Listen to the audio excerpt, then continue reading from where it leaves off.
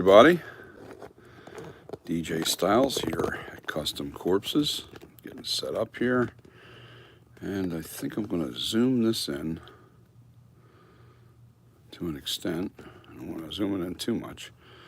Here we go, and let's lock this down. Plug my phone in so the battery doesn't die on me.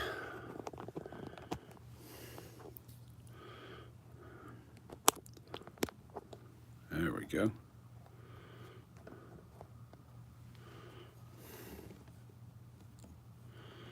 Okay, today we are going to style the hair, but first we have to comb it out.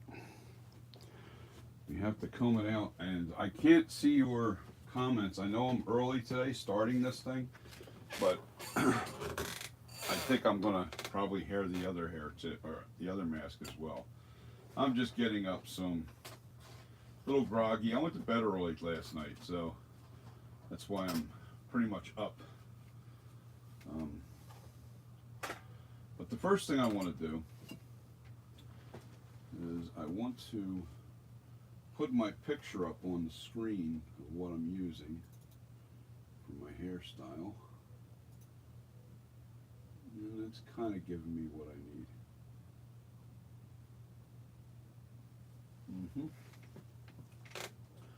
Okay, well, see, we put this thing on layers. We put the hair in layers, right? So we know that much. So what I want to do is I want to comb it out in layers. I'm going to comb it from the back where I started. I put all the other stuff forward. I put all the other hair forward. I'm not awake. Let me wake up here. Come on. I got my coffee. Big old coffee right here. Thank God for a Keurig. Wake me up, baby. Wake me up. Now, this brush here is just a little, it's a soft beaded brush. I broke the handle because I got a little too aggressive with it. And they just don't make things like they used to. You can't even get a good brush these days. So I broke the handle. Anyway, I don't really need the handle.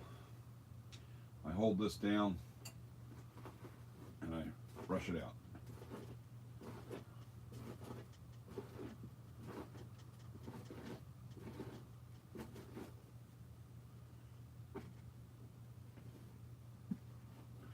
The biggest reason why I'm doing this in layers is because these little things here, they're not going to cut through all that hair to comb it out.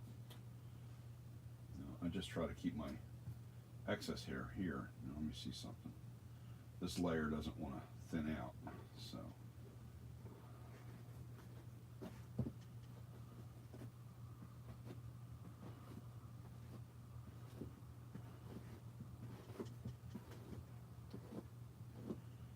See all the hair that comes off of there?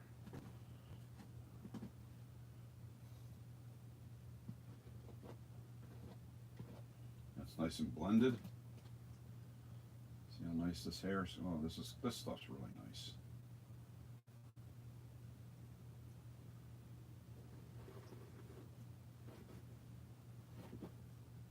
Wow, there was so much that came off of there that time.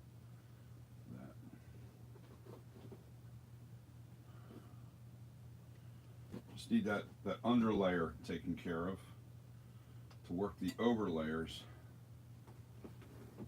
and blend them in. Thank God for that board. I bought that board, and that's really going to help me blend all the hair real nice. Blending it back, getting it back in shape for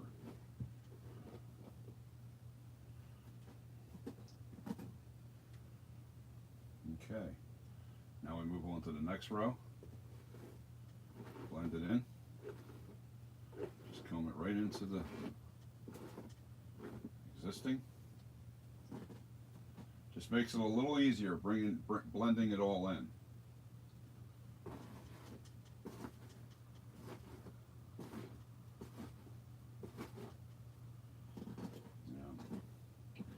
these are on your brush, if the bristles are higher, you'll be able to do more depth. You'll be able to do more hair at once. But because these bristles are so short, they're not very long. They're probably like literally 1 inch, maybe about 3/4 of an inch, not even a full inch. So, see how nice this is blending in? Wow, this is really looking good here already.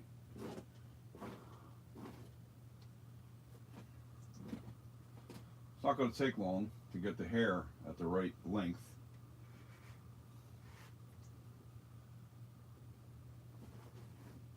You just do the rows, the way you put it on. The way you put it on. And you're blending your hair.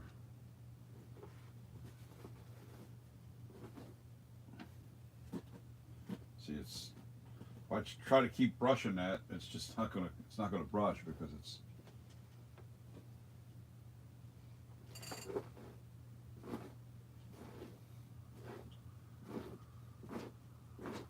Wow, that stuff is soft. This stuff, I'm telling you, is not gonna. You're not gonna know the difference between mohair or this. And this is nice stuff. It really is.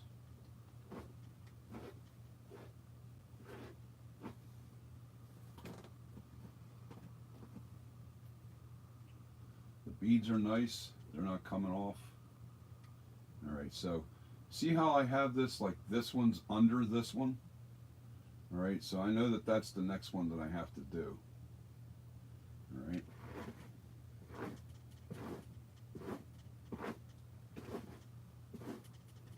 Look at all that hair. It's because it's really thick.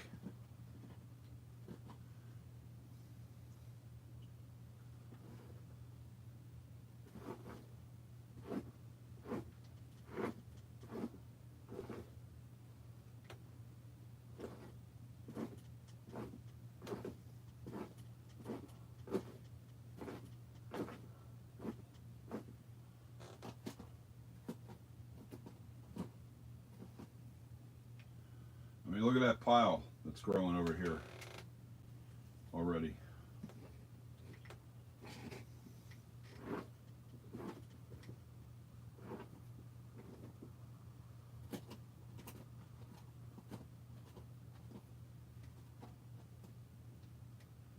Making life easier doing what I'm doing here. Now this will blend into that one.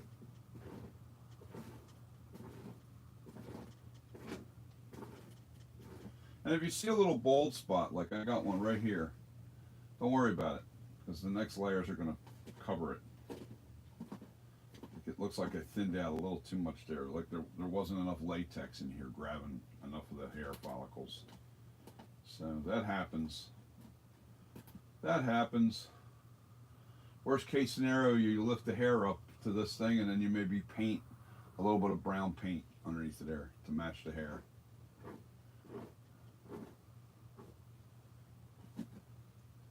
Don't take it all off. You can keep combing this thing and it'll keep coming out. You don't want to do that. You're just trying to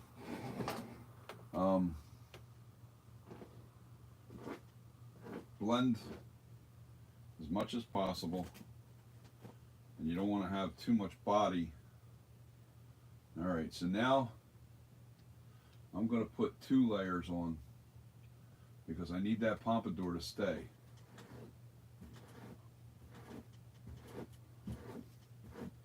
Actually, I might have to.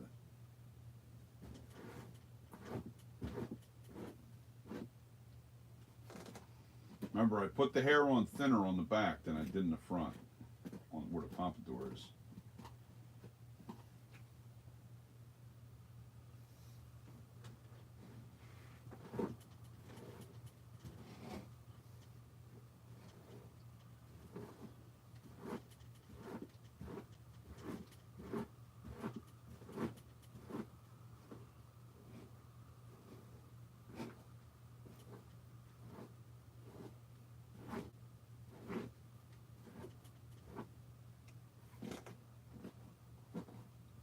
when the brush gets full, it stops pulling, it stops combing the hair.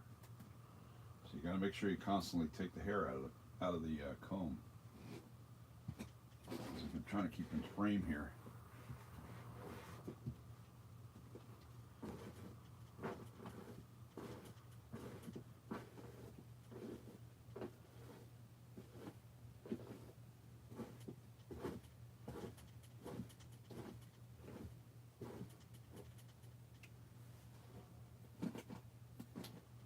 Now try not to pull on anything back here. Just work the new hair when you're combing it.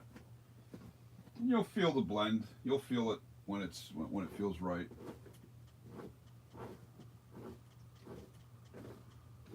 You'll feel the right thickness. At least I don't know. I do. I can feel where I want it to be. Roughly.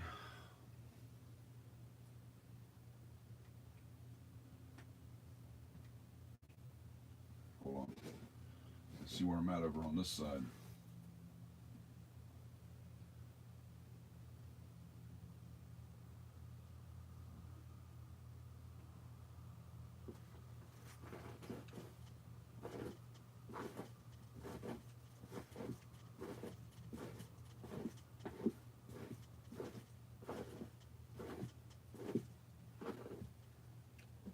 Man, that's a lot of hair. Now I'll bag my leftover hair and then I'll go to my, I'll show you that today too. I'll show you what I'm going to do. I got to practice with it though. I'm not good at it yet, so it's going to take some time.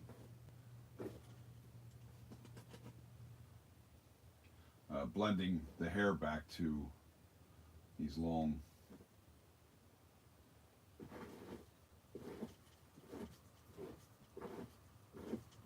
Now, you see the variations in the shades of color?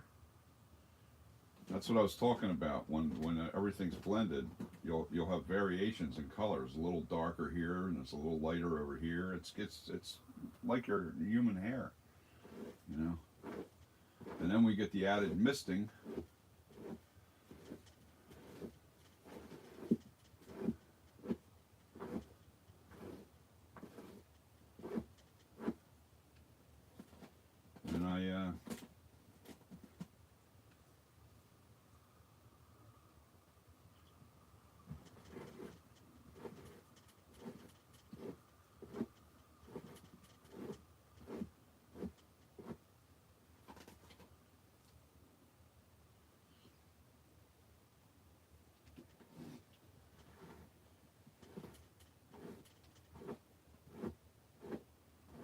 And there's that piece that it's going to make it help swoop over this way. It was right here. Hold on. This piece right here. Remember I had it going in that direction. Sorry, I don't have you guys up on screen to talk to you, so you can leave your comments and I'll read them as soon as I'm done here. This isn't going to take long. So I've decided I'm going to do this today. Oh, I'm at the hairline already. Cool. I'm at the hairline already. I think I pulled too much out.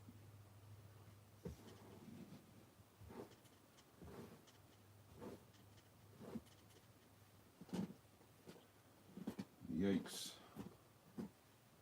Might have to put some hair right behind here before I can.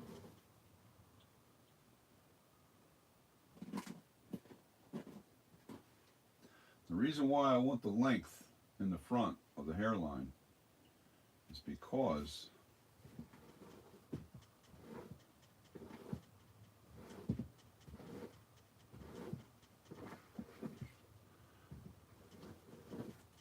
when I go to comb it over and style it,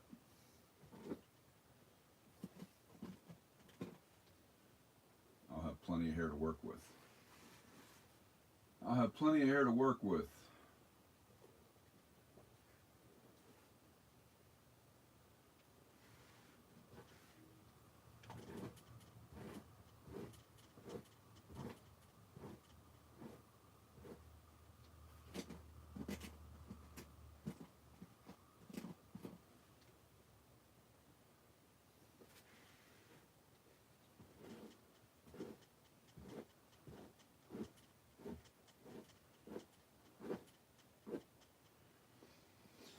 Yeah, once again, because that was right on the hairline, that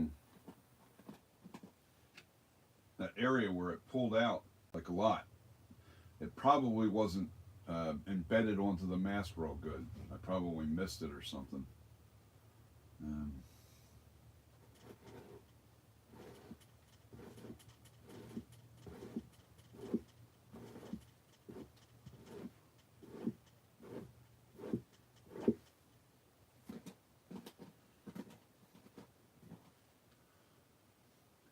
And as you can see, I'm just pulling it back, you know, in the layers that it was in. Oh, look at all that hair that came off of that. Jesus.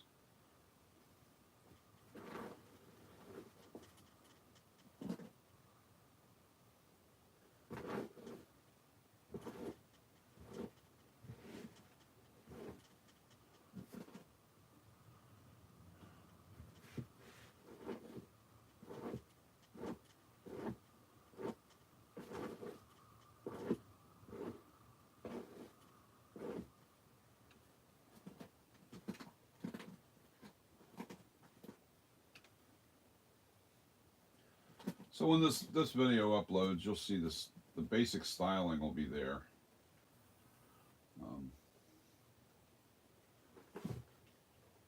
Okay.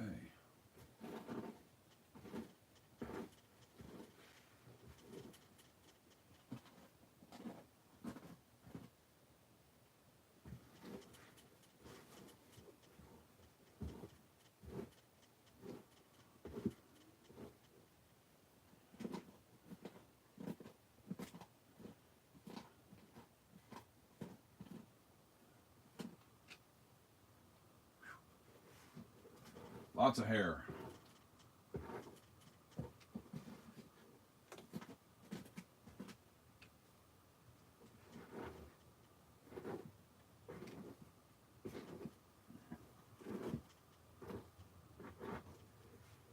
See, I don't like this little calic right here. What can I do to fix that? Not much. All right. Okay.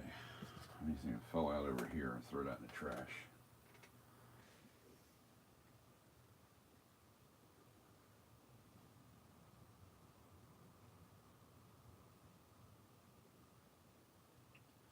Okay, so where's my scissors? In this situation, I'm going to try and cut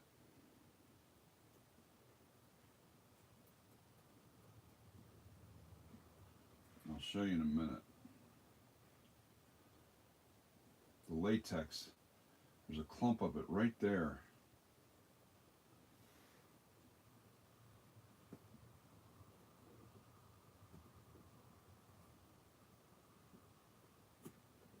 There we go.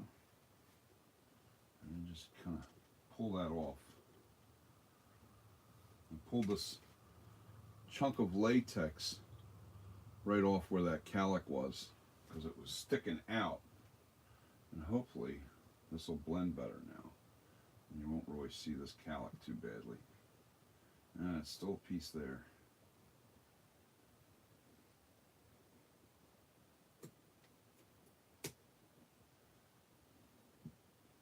And once you get that little piece cut, you just pull that hair out of there. You just pull that section of hair out. Let's see if I can pull this back and layer this back.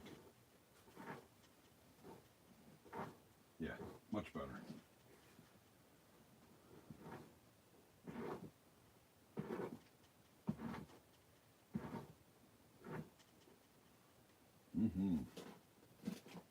We got it going on now.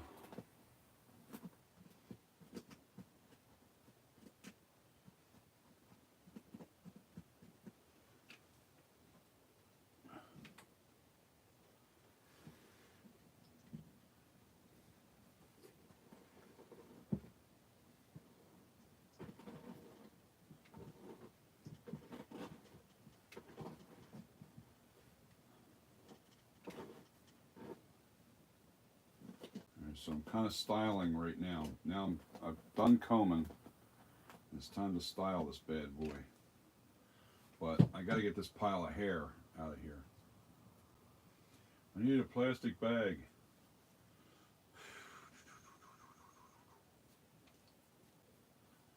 Actually,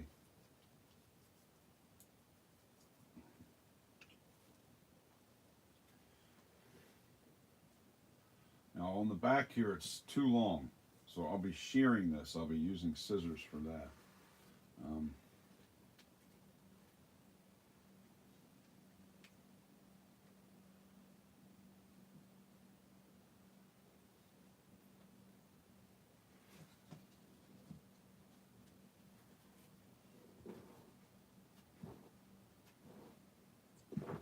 What I'm trying to do right now is just put the hair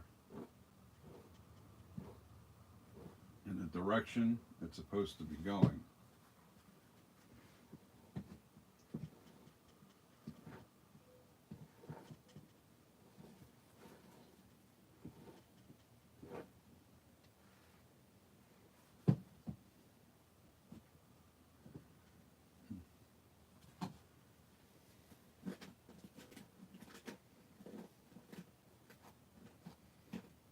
I'm not trying to pull hair out now. I'm trying to just comb it over, but I am getting a little bit of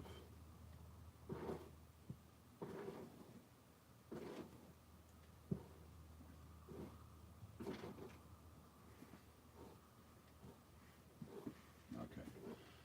This stuff is really soft, so I'm just gonna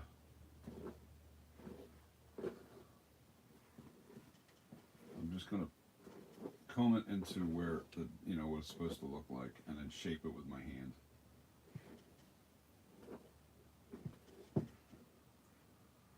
Then shape it with my hand.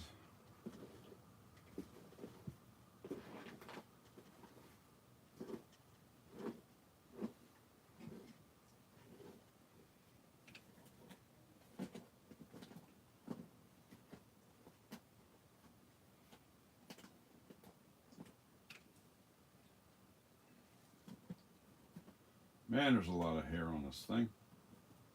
See, it gets down low into right onto the mat, right on the rubber cushion. Dig that out of there. Partially the reason why I like to keep this really clean is because sometimes you're working with different types of hair and you don't want them all kind of mixing together. So I try to put like a ducktail, that's what they call it, a ducktail, to the back of the mask.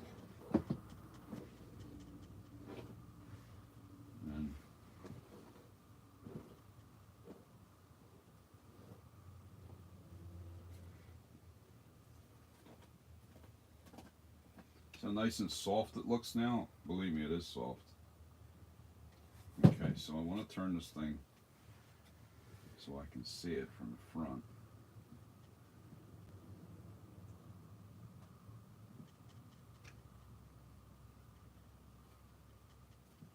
I'm shaping the hair right now as we speak.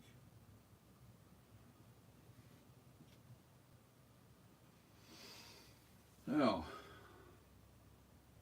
what fiber do I want to pull?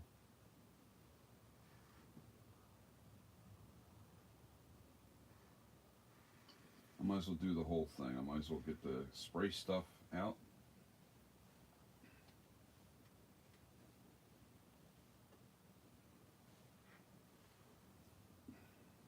I gotta go get a bag to put this stuff in because I don't want that spray getting on the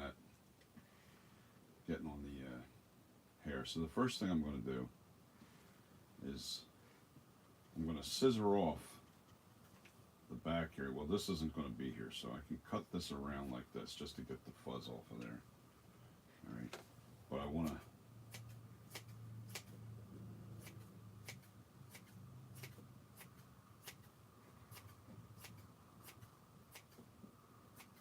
straight up and down and follow the direction of the hair. In other words, if you see the ducktail, make sure you're following that direction. Following the direction of the hair. And you're literally cutting straight into it. You're not cutting this way or that way. You're cutting straight up into that direction.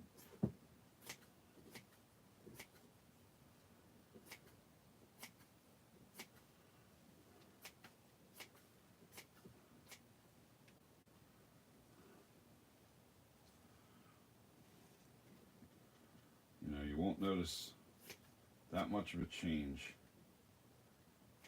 until I comb it.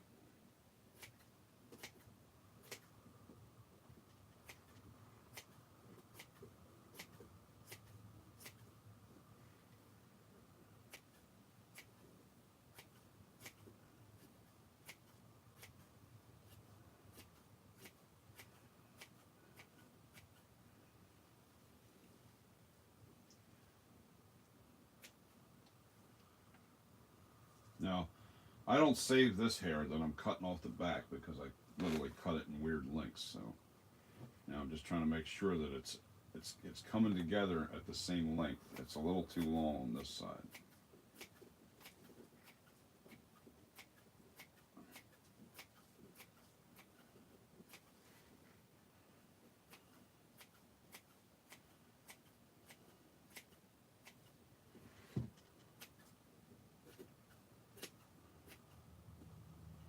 Okay, you get my little brush. I got it all tangled up. I should have never dropped it into this hair. That's okay. Got it out.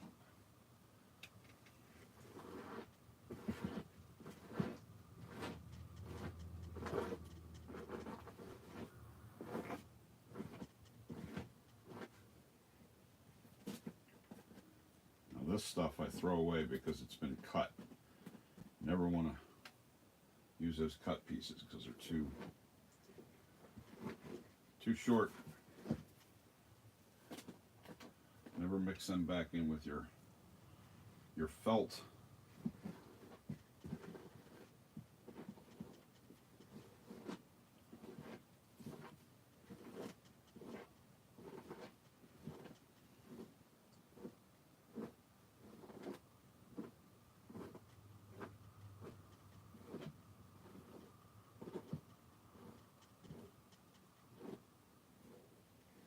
Back to the ducktail.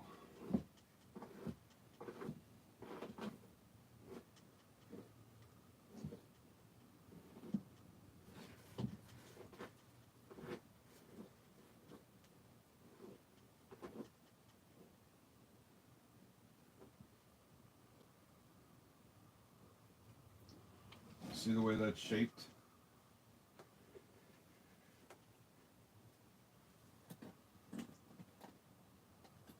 That's the way you want it.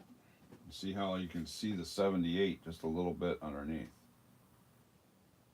Now that'll get styled, and I'll put some gel, or not gel, some spray underneath it here, and then kind of pull it up and away, and then kind of make gnarly little ends on this.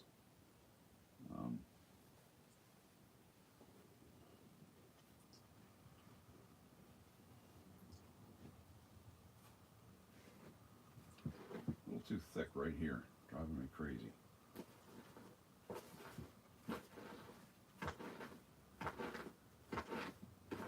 Okay, got it.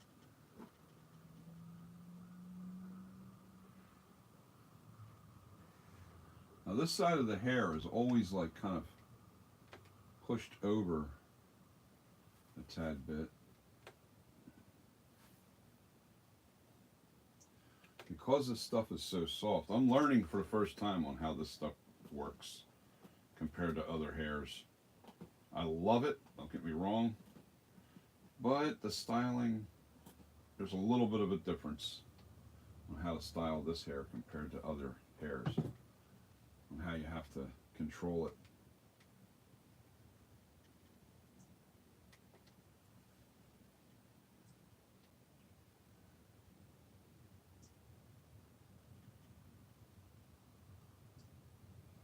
Tease water, I like this. For the money, this is killer. And I got this stuff all over me now. Have to go blow it off on the air compressor. Alright, so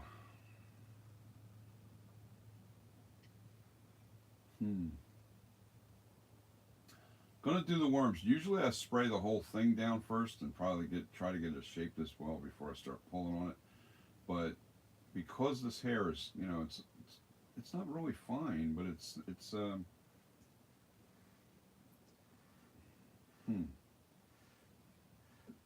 going to start making the devil's horns first. I'm going to make the devil's horns first. Why is that doing that there? I need a plastic bag. I got to put the hair in a plastic bag because that's driving me crazy. And I want to go brush off outside real quick just to get this stuff off my gut. I'll be dripping it all over the house.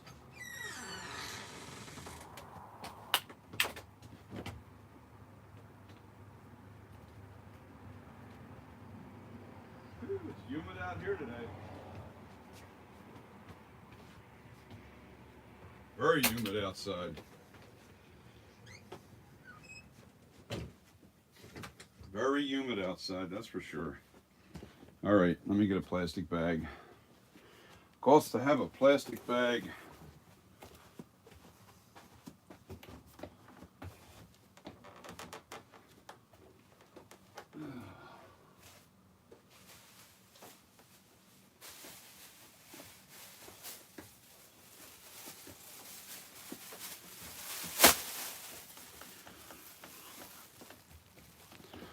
An old Acme bag.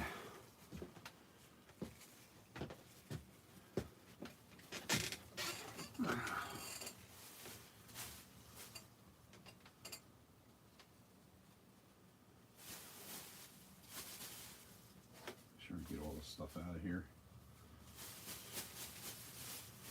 I'll put this over here for now. Put them there. All right.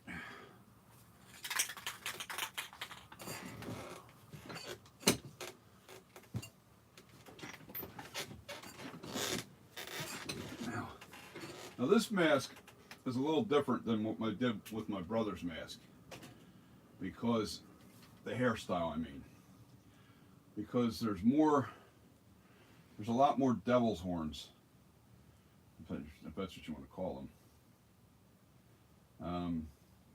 on this mask. And I was going to wear gloves, but you know what? You need your fingers to be able to feel this hair. All right, so the first thing before I get stuff all over my fingers is because once this is on your fingers, you don't want to grab the hair. You want to make your horns first, roughly where you want them. All right, and then you want to, then you wet your tips of your fingers.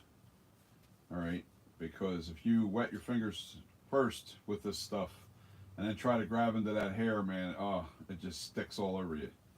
So I never do that. I pull it apart.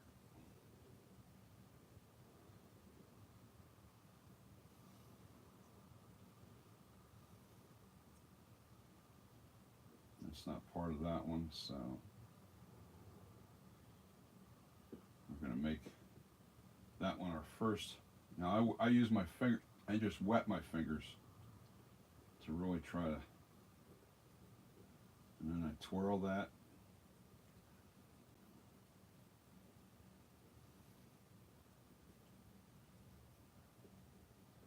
Really twirl it up nice and tight.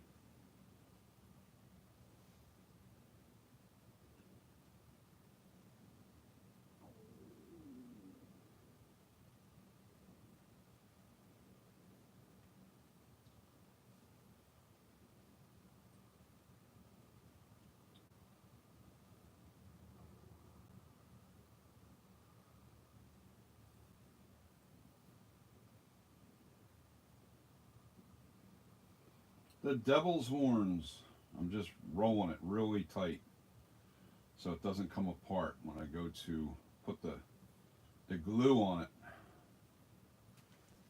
Now I know there's one that goes right here. Now this is a long one.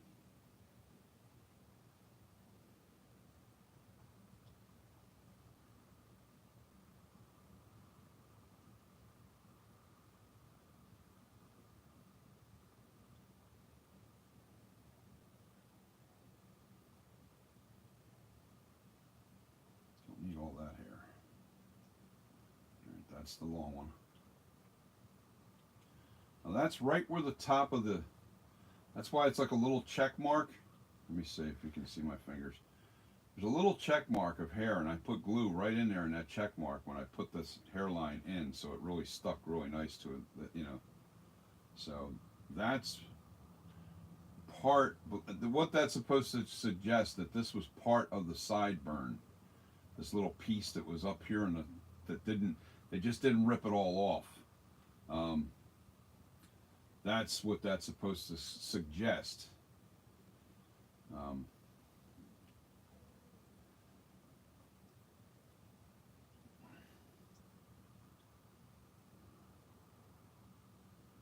now, I won't keep these things that long. And I'll comb that back in. Now that I've got this. Okay.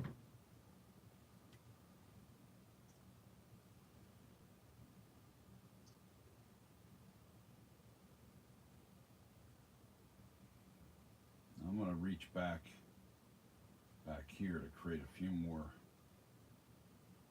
devil's horns.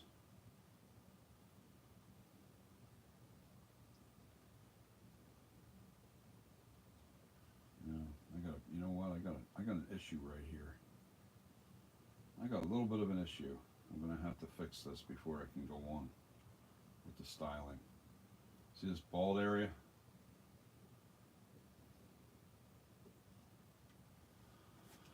Oh, yeah. I'm going to use tacky glue so it dries faster.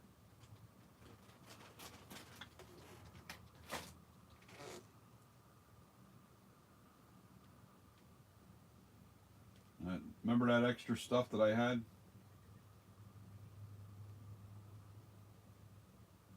I don't have to have it real long. I just need to fill this. I need this area here nice and coated.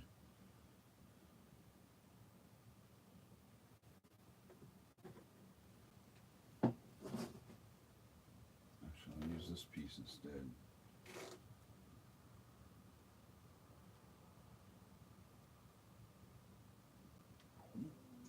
Maybe I'll use that piece instead. A little thicker.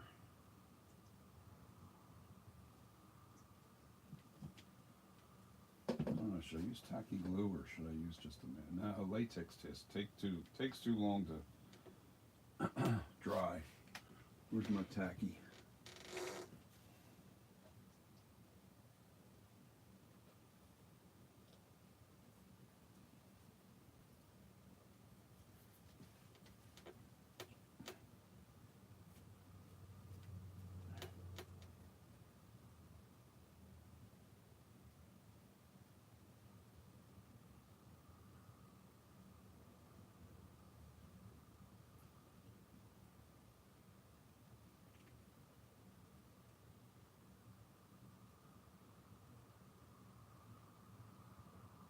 Good enough.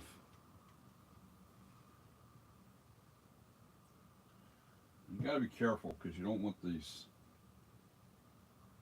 hair follicles getting all gummed up with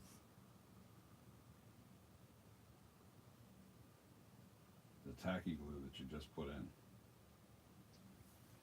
Alright, now I got the popsicle stick here. I'm definitely using the popsicle stick when it comes to smashing this in here.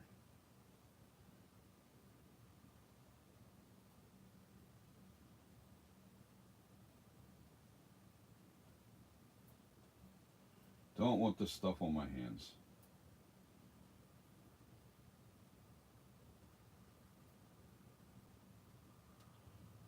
There. The nice thing about these silicone pads is barely anything sticks to it.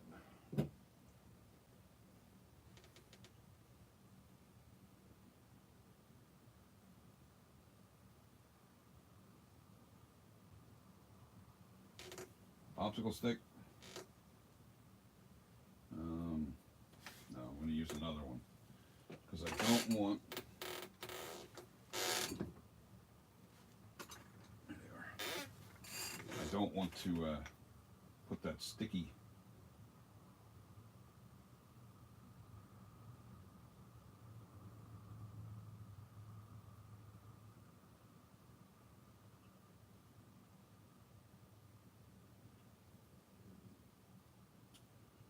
Wow, really?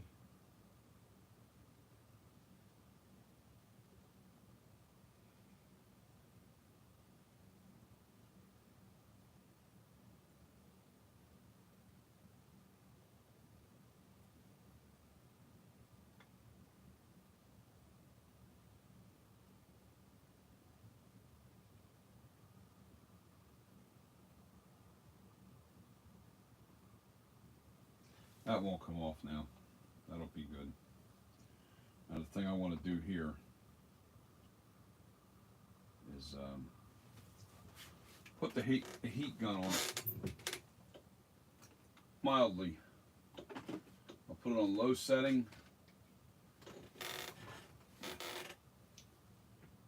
Yeah.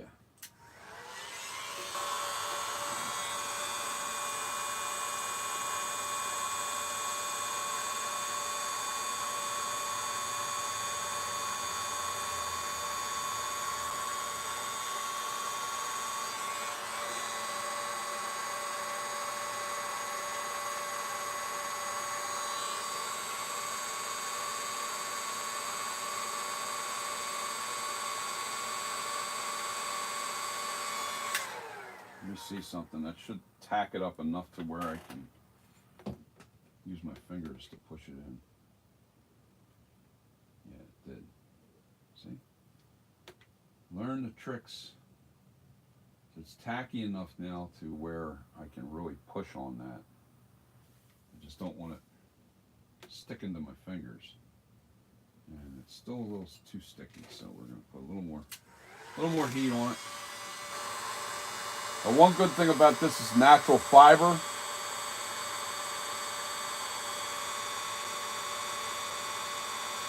It doesn't melt. It'll turn to ash is where it melts. Yep, perfect heat. I'm literally about 14, 15 inches away from my tip of my gun to the face of the mast.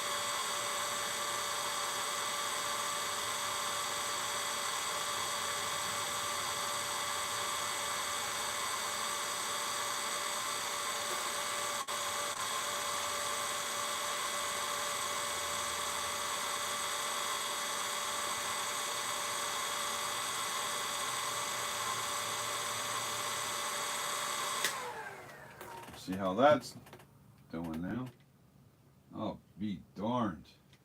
You gotta love it. I'm gonna take this off and I'm taking off so I can take my hand up against this thing and really push.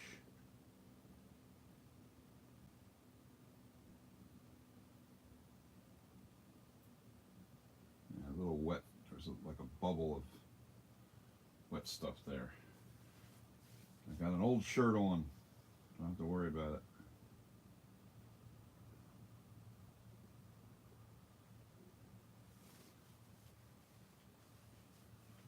Yeah, that's working really nice. Just pushing that in really good.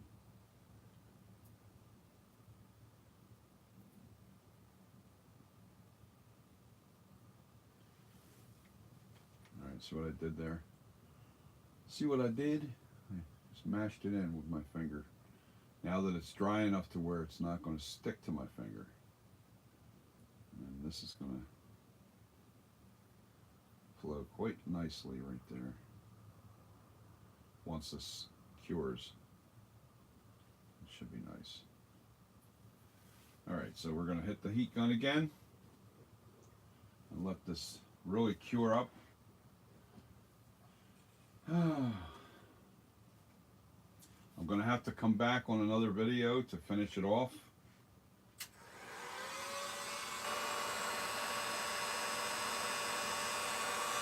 Getting a little closer because I want it to get hot.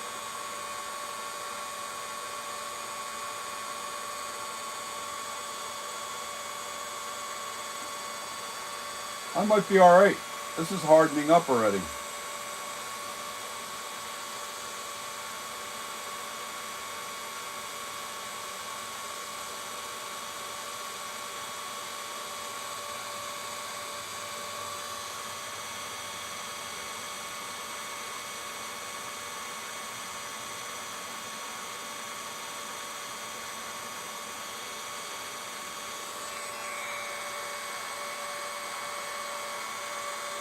Oh.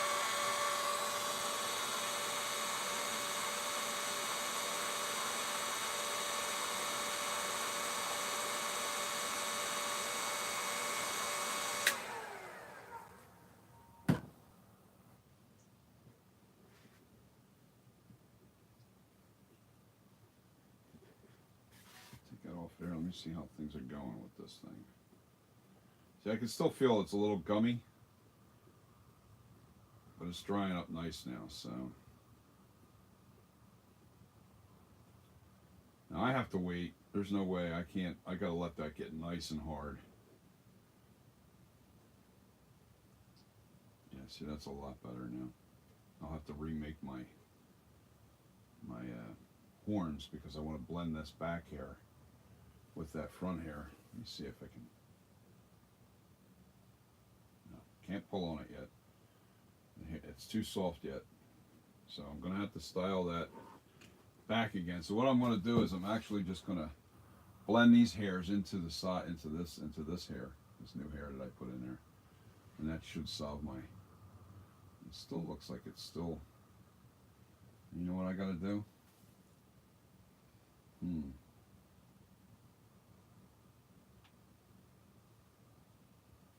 Okay. Looks like that's what I have to do.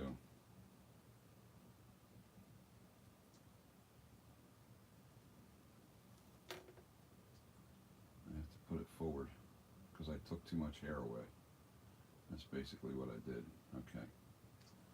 All right. Lesson learned. So.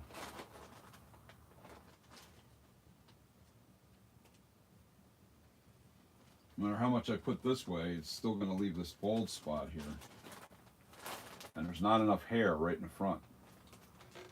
Not enough hair in the front. So I'm going to add some hair to the front of this.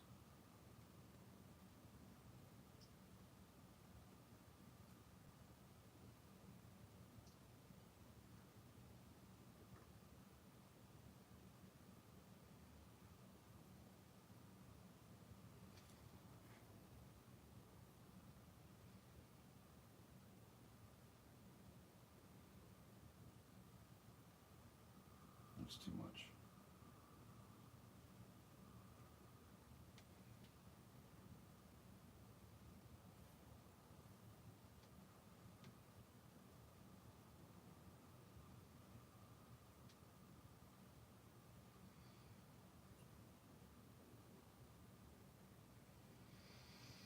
I'm debating.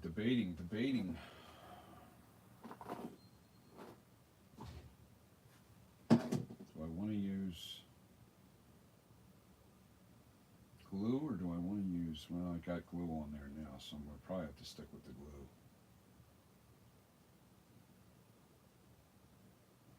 No.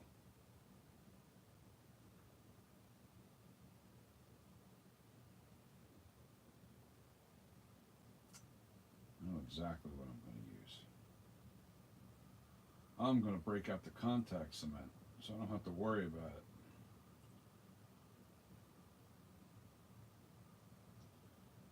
I'll show you a little trick to that.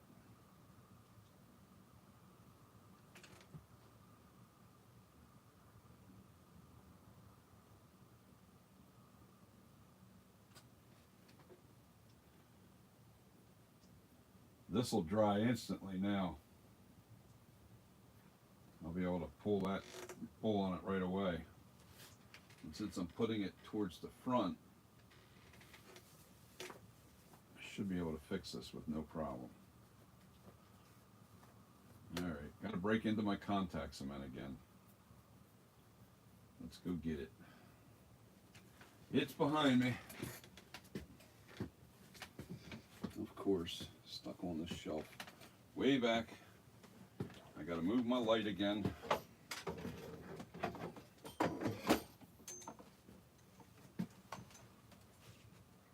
Ocean Products. What is this? Go away.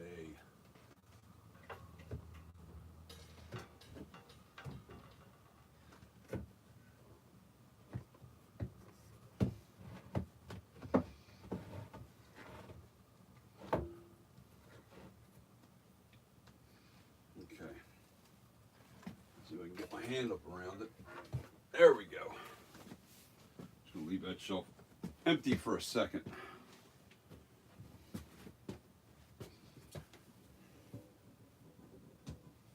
Well, I can't stand it when things don't go right.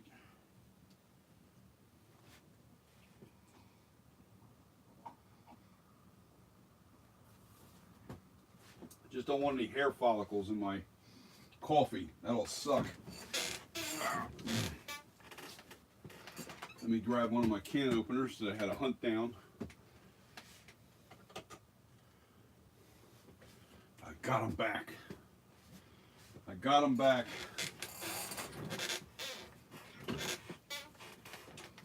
This one's taking a little longer than it should because I have a bald spot and I want that problem solved. All right, so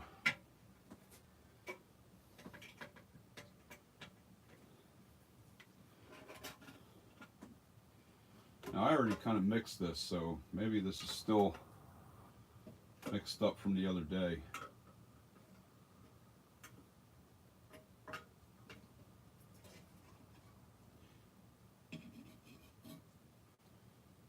Yeah, it looks all right. That looks pretty good. Nice.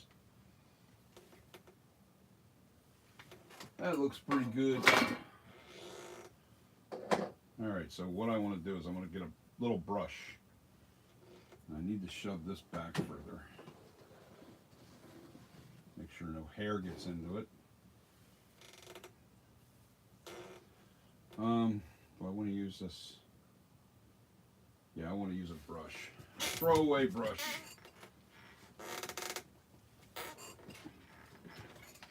Give me a second. I'm going to find me a brush that's I can throw it away. Oh, I know exactly what to use. There we go.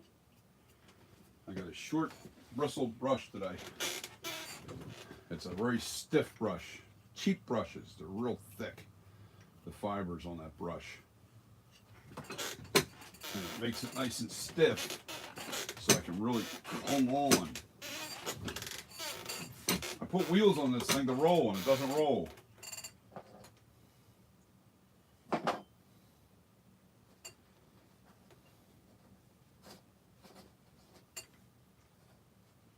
I'm going to try to keep from putting too much on the pad because I'm not sure if this stuff will stick to the silicone. Well, we're going to find out in a big hurry. All right, so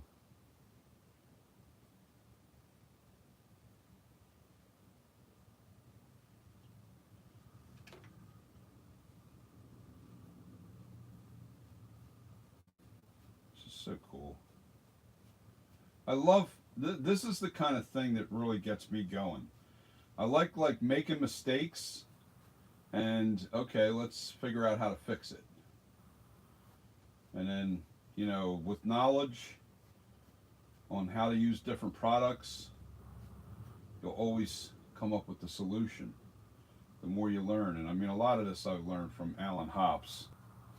So it's thank you, Alan. I'll always say thank you to him because he's just an amazing man that really has made this. I think, honestly, he's made it possible for everybody to be able to get into this field. Without him, I don't think I'm really pushing this in now because I want this really embedded into this hair on the end. Because, you know, back when I was growing up, to learn this kind of stuff, you had to go to school. You didn't have the options you have now with YouTube and all that stuff. You just didn't have it. Wasn't available.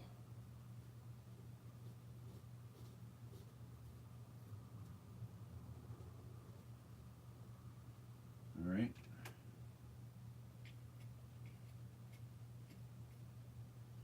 Was not available.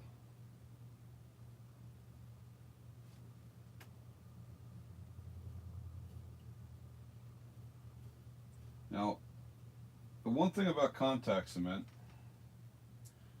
now Now this is no good. This is trash. That is trash now. That is no good. All right. Now the one thing about contact cement is you have to dry each of the surfaces. Actually, before I turn that on, I want to make sure I put my lid back on, because you don't. This is open. This stuff is very flammable. Very flammable. Flammable. Speak right, John. Put your tongue back in today, will you, please? All right, let me hammer this shut.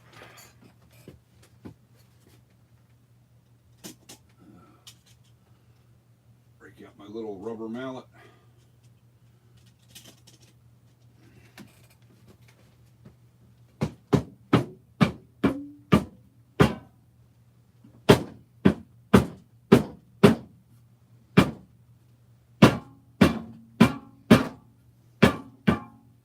That's on there good enough. Put it back on the hook.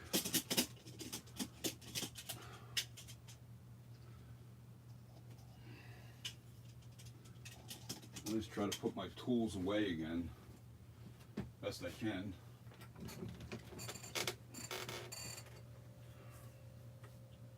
Alright, so first thing I'm going to do is I'm going to heat gun this. Dry that area.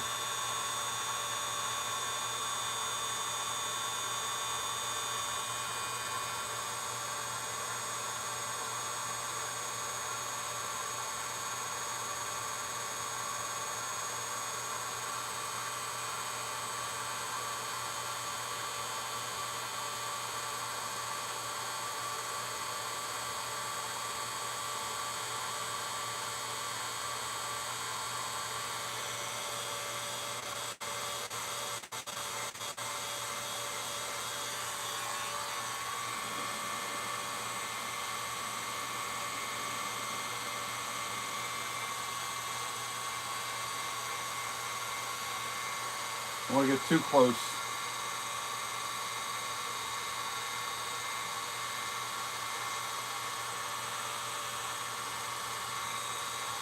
Don't need it igniting into flames.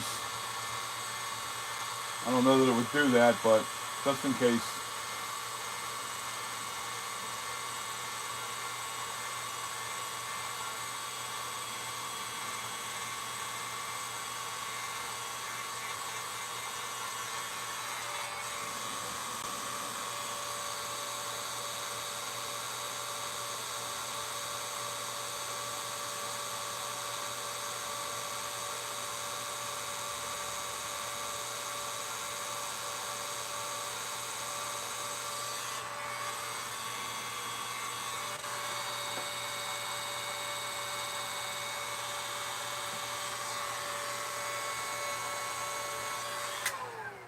Okay, so let's put that down there.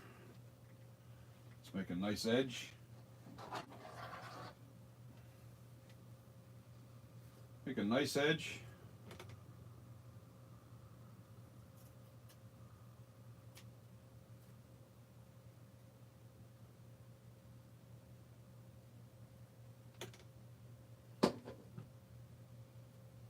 Yep, that's dry to the touch. It's almost tacky.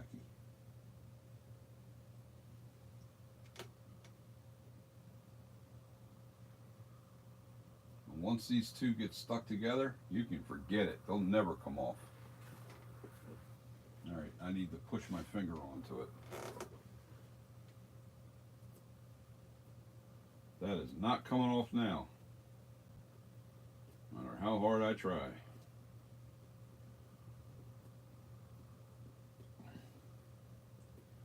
I'm really pushing into that.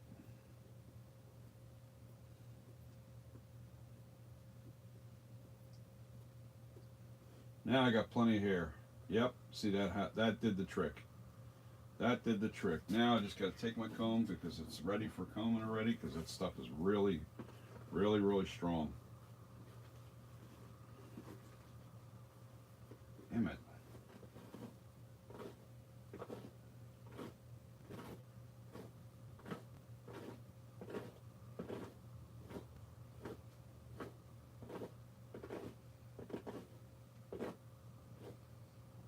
Nice. A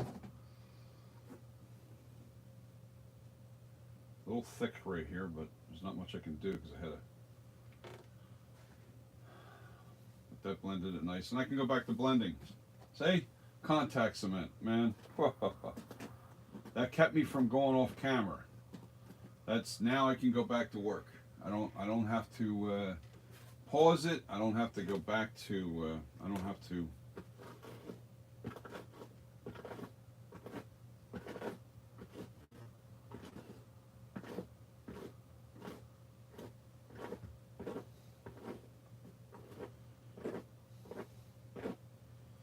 nice. That is not coming off now.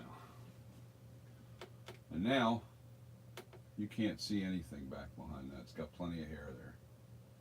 There's a little bit of...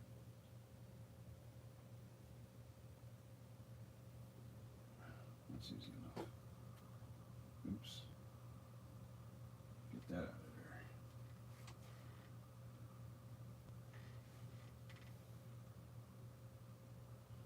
Now whenever you see like something stuck in the hair, I think I got it out. No, it's still there. Okay. See something stuck in the hair, make sure you don't cut straight across this way. Always cut up and down. Alright. Now I can kind of shove that back into the blend of things, so to speak. It's an awful short piece. May even have to... That worked.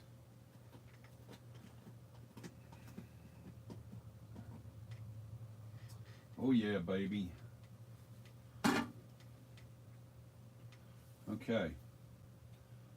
I got my worm still here. I didn't lose that, which is good. But because I had to comb in, let me see how much thicker that is. Okay. I got to refix my ducktail here.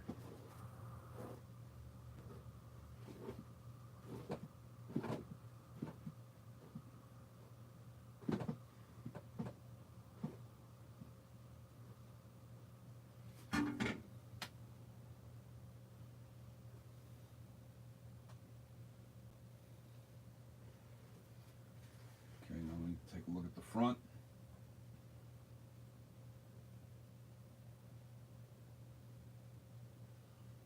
Okay, put that over there. I'll restyle this, I'll get this right. This takes a little time, that's all. Takes a little time, and you don't want to have big mistakes like this here, having that bald spot there. What happened was, when I put this layer of hair right here, right in this, the one that was leaning forward, I put that layer on. One, I used a thin piece. I remember I used one of my leftover pieces and thinking, oh, I salvaged it. I didn't waste anything. Remember that? I think that's pretty much where I put that. And I remember feeling it and going, it's a little thin. Well, I must have not had enough glue on the hair follicles, because when I finally flipped that over and then combed it, it literally pulled like 90%, 99, almost 95% of the hair follicles came off onto the brush, and there left a bald spot behind the hair. So it's just little things that you have to learn how to, and you learn how to fix it. And now, always keep this contact cement on hand. Really, it's real important. I think it's better than the tacky glue in certain situations. Oh, obviously, it's really good in certain situations. Stop me from having to go off camera. Now, back at it. I got stuff all over my hands thanks to that tacky glue. I'm just not a tacky glue fan. I know people like to use it. I would use it on the sideburns, which I'm going to do. I'm just going to put a little dab of it on here to make it look like, I mean, I already have that sculpted into the mask, but I can always put a little bit of tacky glue on there and put a little bit of hair, just a little tiny fibers. I can take some fibers and just kind of just mash it in there, just to give it that authentic feel, you know, on the mask. You're really not going to see it, but you will feel it.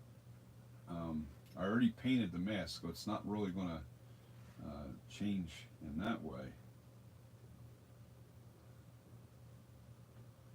Alright, so back to making these devil's horns. And what's nice is, remember that little short piece that I cut? I was worried about that sticking out. That's part of the devil's horn now. So I don't have to worry about that.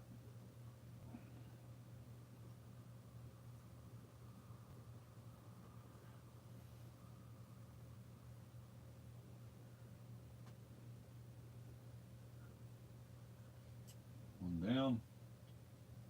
Let's go a little higher. These are kind of, they're semi-random. I don't try to make it exactly like I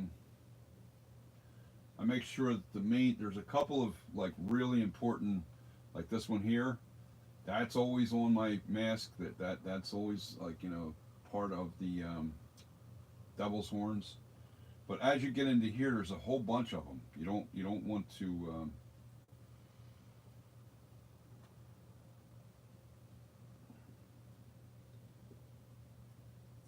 you want to make sure you have plenty of them, but you don't want to. The ones that are really noticeable are the ones that are on screen. All right, so we're going to go back a little further and grab.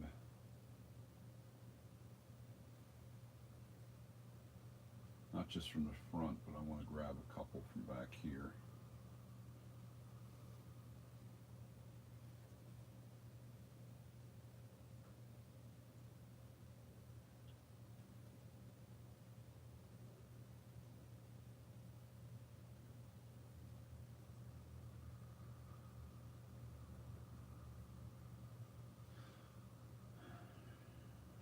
This one here, we can make one right there.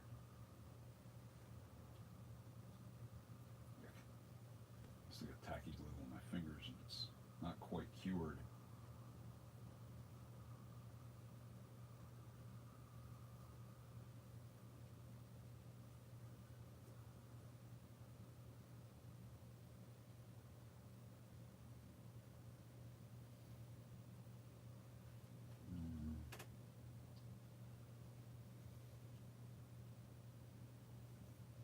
Positioning and everything will happen after I get done. Um,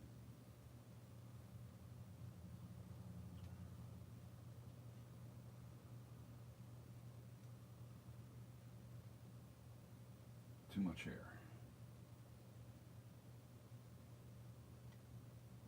There we go. That's a little better.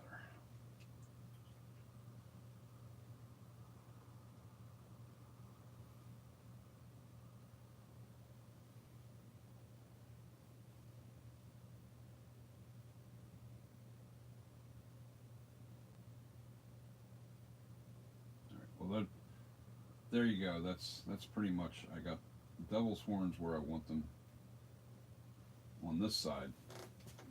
Now I'm going to cut some of them. They're a little too long. That's pretty much it for that side. Now I'm not going to freeze them until I get all the horns done. Now this here, was it from there? There's actually a piece of hair that goes over from here to here. Let's do that next. Hopefully I have a long enough piece somewhere around here.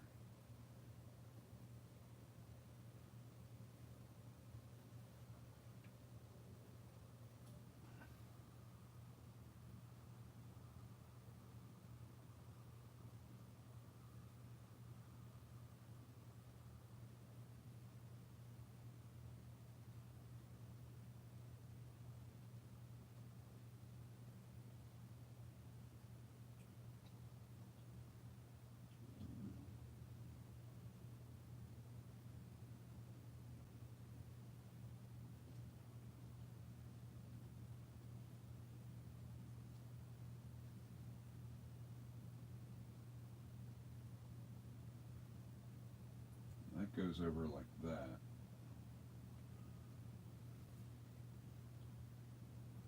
This will all get styled over like this. Pulled forward just a little bit We're nowhere near done. Nowhere near done. Don't panic, guys. Don't panic. There's a horn right here.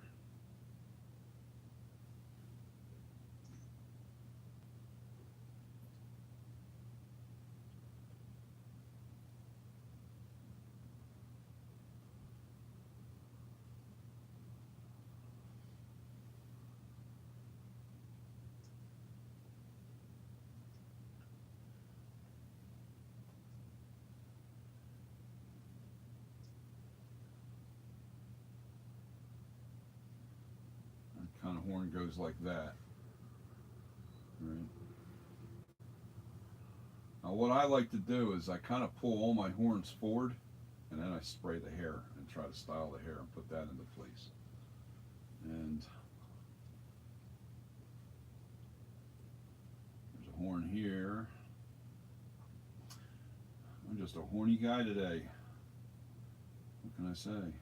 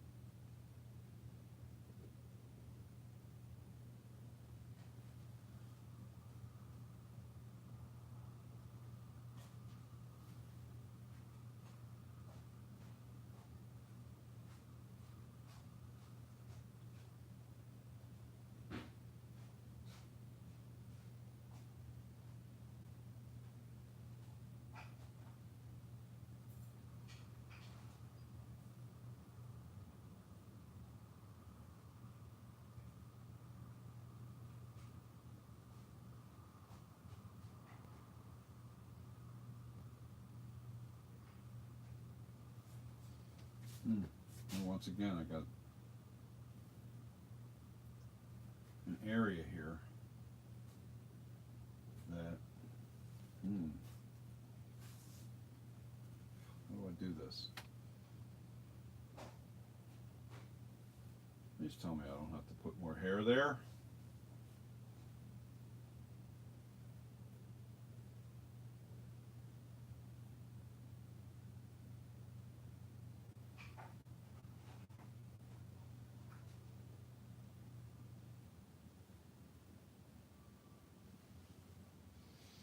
Looks kind of bald right there.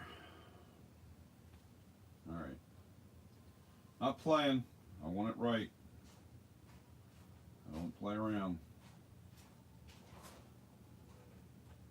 I don't play around.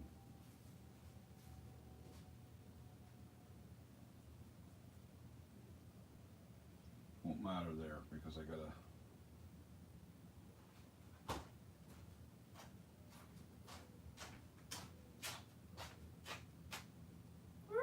Yeah. What doing? What am I doing? I'm YouTubing. And trying to get this hair done. And there's a big bald spot there. That's from the latex mashing it down there. Okay. We're going to fix that right now. Now up here I don't have to worry about because that's going to... But you know what? I'm going to get the glue off my fingers. I need a decent sized piece there. And once again, I got to pop the can open. Again. Again. But as you've seen, you know, it's a real quick fix. So that's a good thing.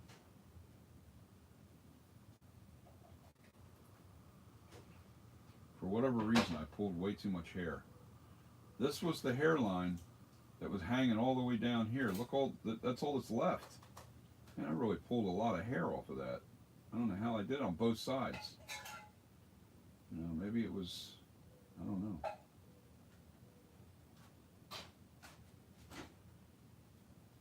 Just thick. Anyway, let me pop the can open again. Break out another brush.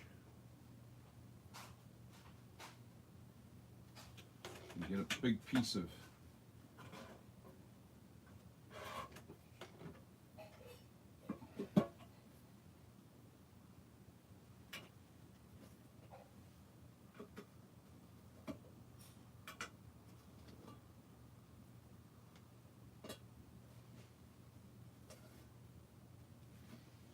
that stuff's one thing about this contact cement. It stinks, just so you know. Alright, need another brush again. Alright, this isn't quite stiff enough. So we're going to cut this. This is how the bristles come. It comes real long, so I want it stiffer. So I'm going to cut these bristles off into my trash can.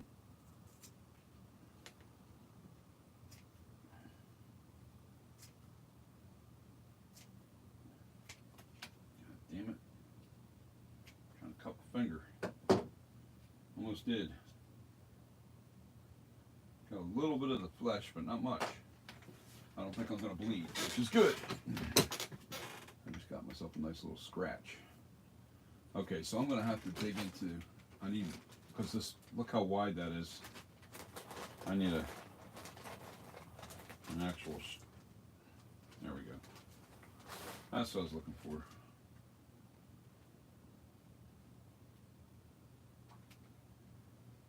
And I'll use about that much.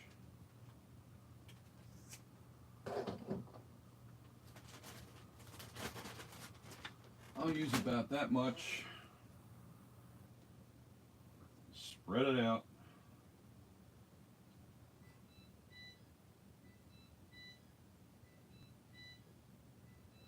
I didn't make it super long this time because I think that's what did it.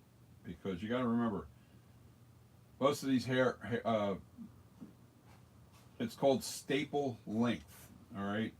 In other words, if I take a long, like it comes in a rope, and if I take this piece and I hold on here, and I get a long piece here, and I pull on it, wherever it comes apart, that is your true staple length of how long these fibers really are. All right, so it's important that you know your staple length. And I think what happened was, because I left it so long, when I pulled it, it literally came apart right at the top. And that's why. I'm still trying to figure out exactly what might have caused it, but I have a feeling that that's what it was. I cut these things too long. I should have kept them at the 4-inch lengths, and I wouldn't have had that issue like this, pulling it. So, going forward, don't make your hair, your hairline length too long. I should have kept it at the 4 inches, right about where your eyes are. You want your hair to drip down right in front of your eyes. I had it all the way down to here. So.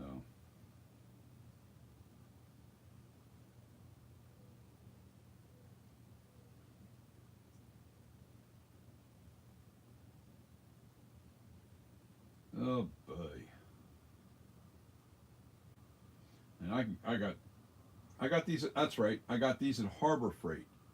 These little bristle brushes, man, they were cheap. It was like 30 in a bag, and I paid next to nothing. It was, it was probably a couple dollars. And they're perfect for this kind of thing where you're trying to, there we go. That's what I'm talking about.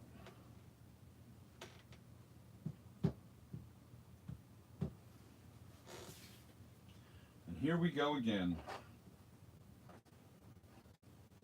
Here we go.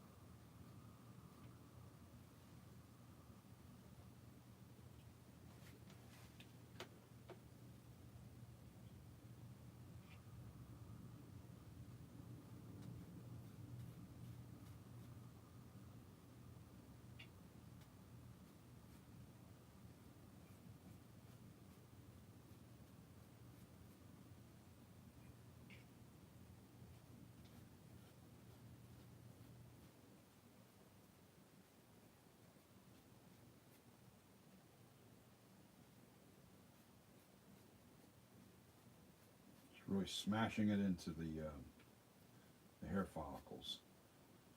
You really want that, just like you do with the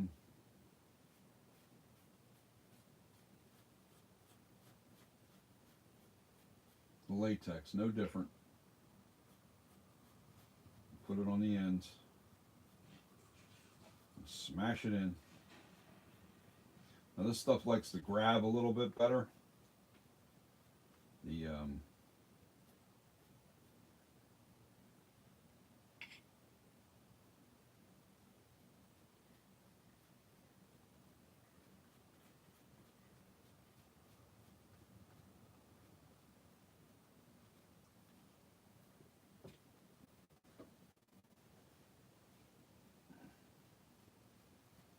okay.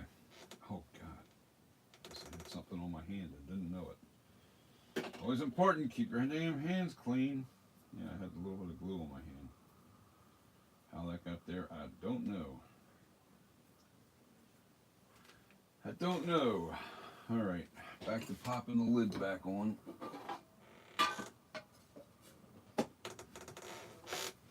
Lots of fumes. Lots of fumes, and we don't want fumes. I'm going to leave this off of here for now.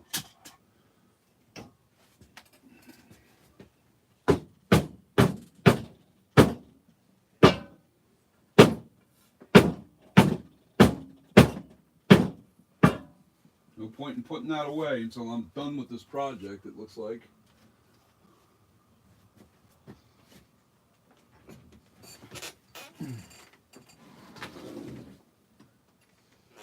Set it back. Time for the heat gun. We've got to do the heat gun.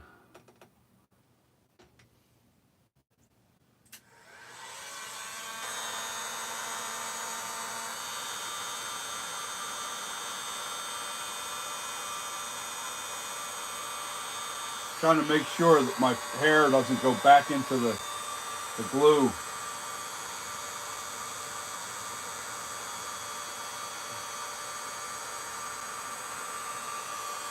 Back off a little bit.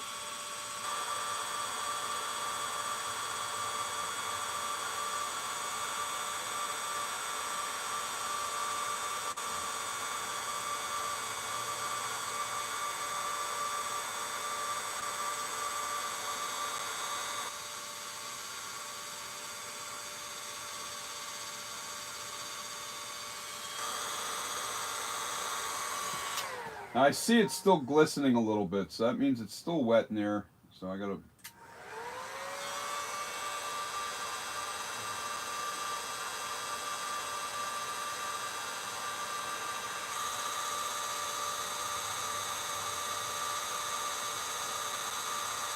That's good enough for that.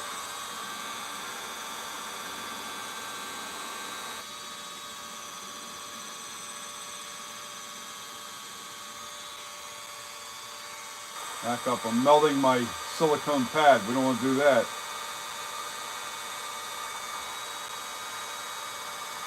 I see it bubbling up.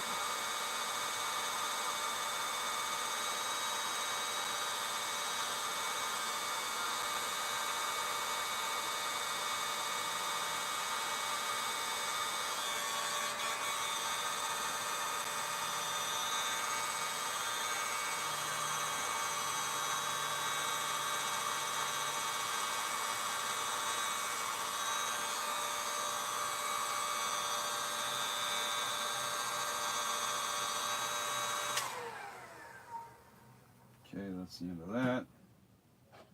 Now let's throw this little brush away again.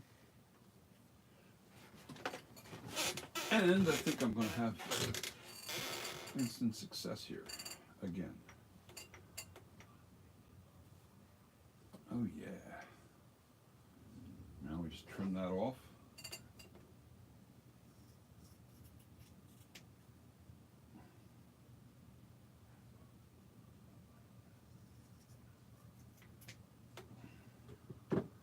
Trim that off. And we're ready to, now I'm going to put I'm going to put the area that I know has all the tacky glue right on the hair. Not so much backside here because this is not totally. So I'm going to put it in as I go.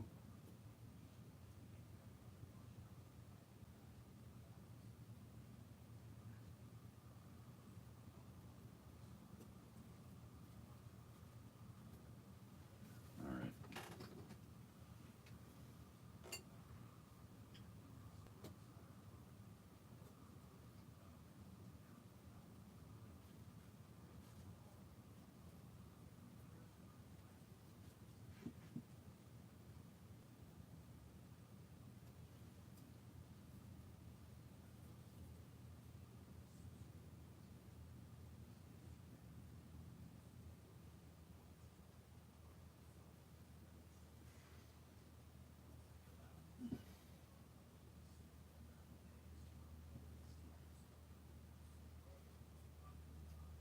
All right. This was still just a little tacky. Maybe this will dry pretty good. We'll see.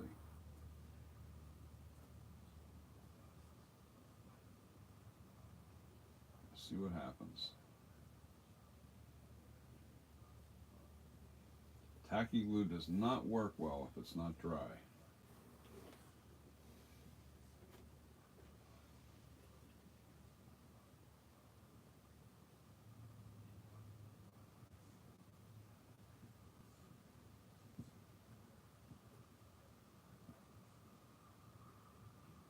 Let me hit the heat gun on that again.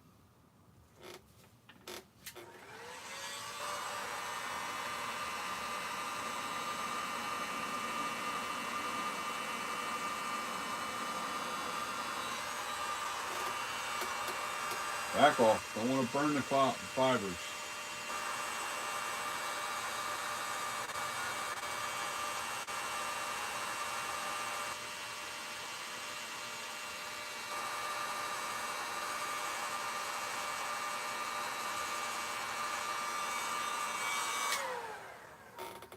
I think I needed to dry it just a little bit longer.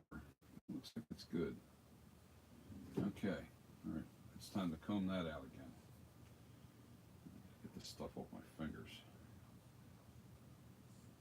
Don't want to stick to the hair on the mask. There we go again. And again. And again. And again and again and again.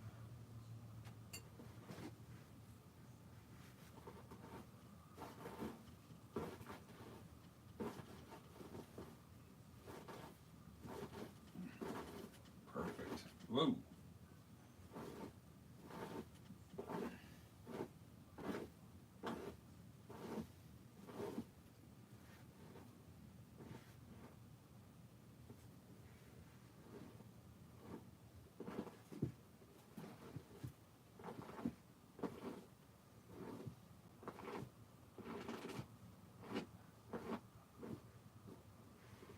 There we go.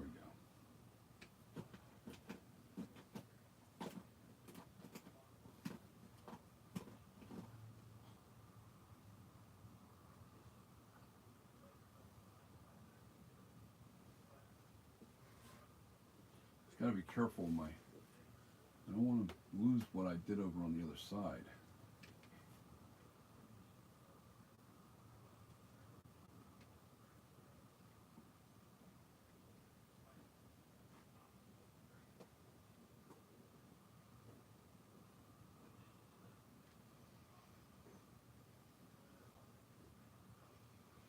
You know, I would love to just send the masks off with the hair really just nice and combed and no product in it.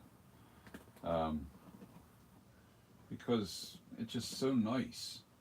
But 9 times out of 10, you send a mask off like this, especially if it's really not a collector that just kind of like really takes care of his masks.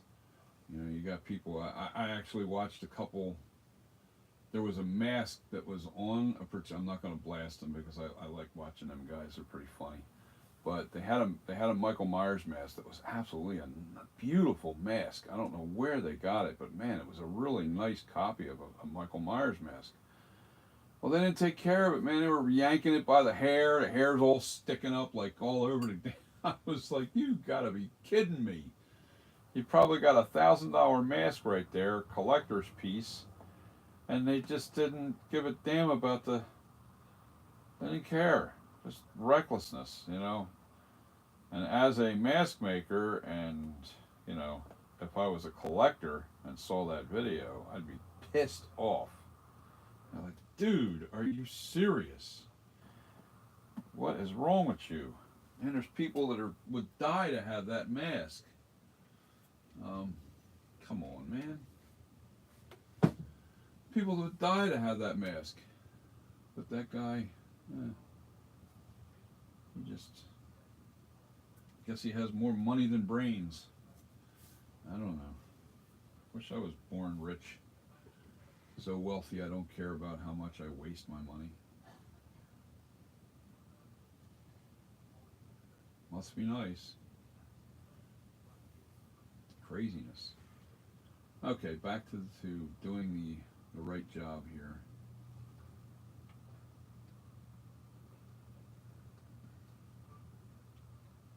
Nope, that ain't where it goes. Alright, shoot.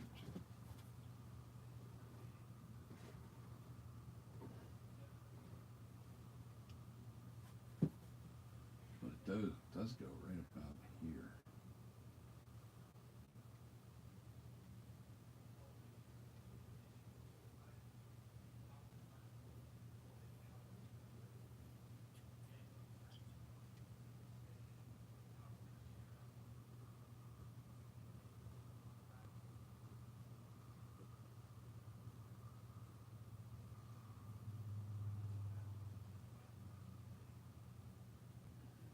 Go there.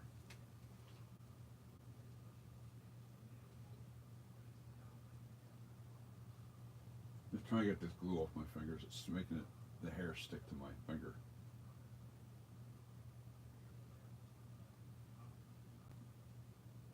Oh, that ain't glue.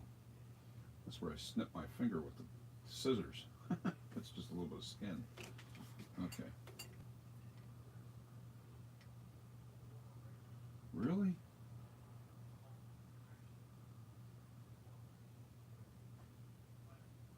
Same problem over here?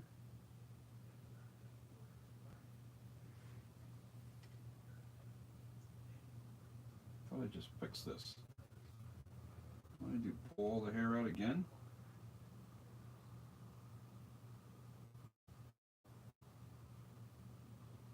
Well, this is really getting to be a pain in the ass.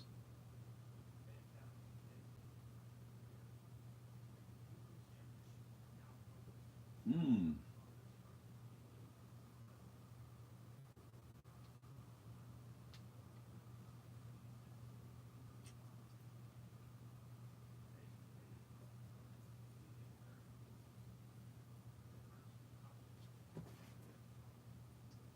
I think I'm going to use a little spray paint in there, or a little paintbrush of brown paint, and throw it in there so you can't see it.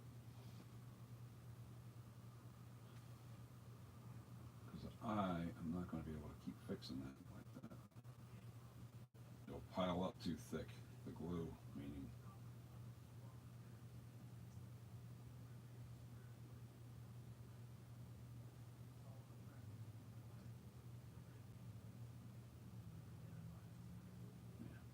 That's what I'm going to do.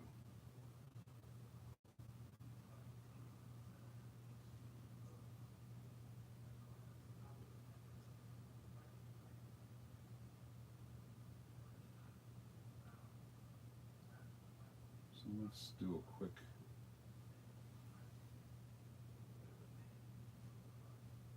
Wow, man. Really? Pull all that hair off again. Maybe this stuff is a pain in the neck to work with. Might not be able to use this stuff. This hair. Hair comes apart too easy. Okay, so we want to put some Brown paint that. Yes, yes, sir. Let me see. Is this how close is this to this? That's close enough.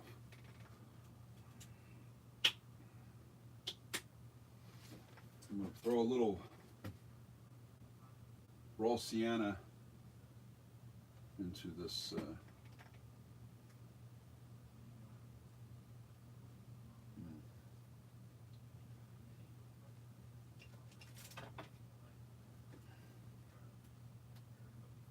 Okay, good enough. Throw a little raw sienna in here so it'll blend the. It'll make this disappear. You won't see it.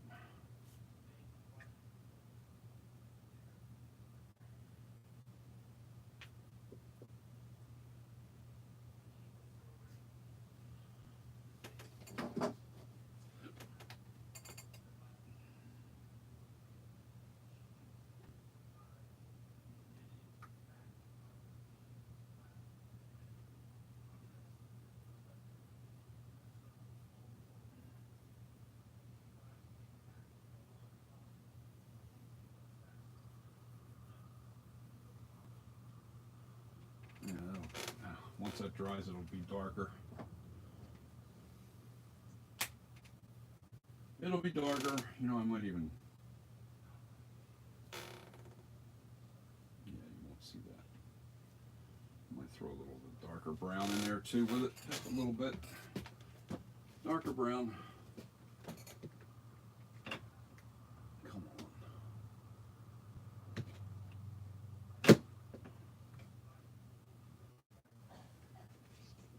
Just a tad bit of darker brown. This way, you'll have that depth. You don't want it to be too.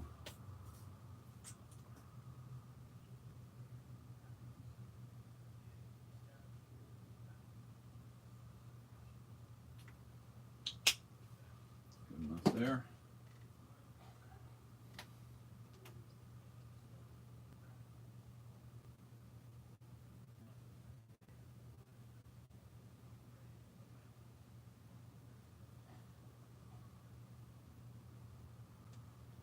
There. And that's an old brush. I was using that. I'm throwing these brushes. Some of these brushes are so bad. All right, now I'm going to heat gun that and dry that paint. What in the world?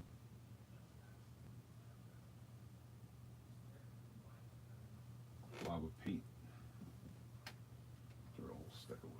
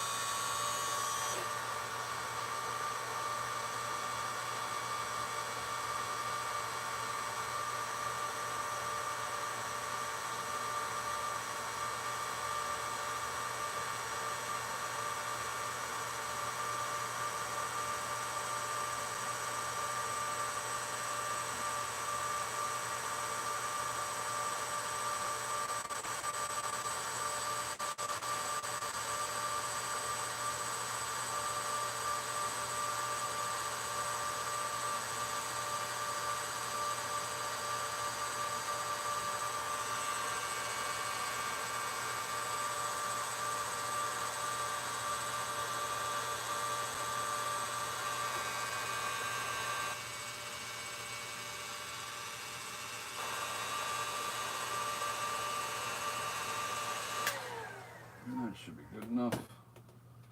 I'll keep it from.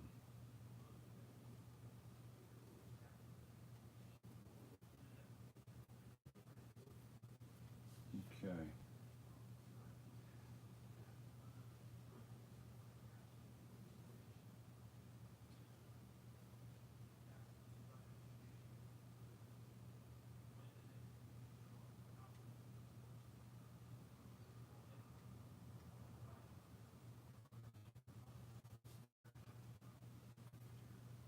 Grab all three of these follicles here.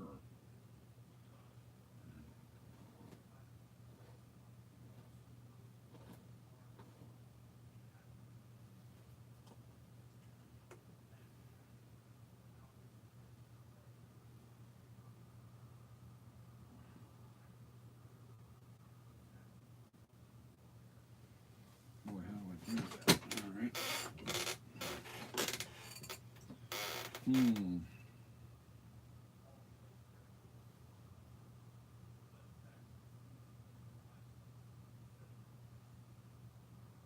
I know. I gotta break out my. All right, time to do some hairspraying.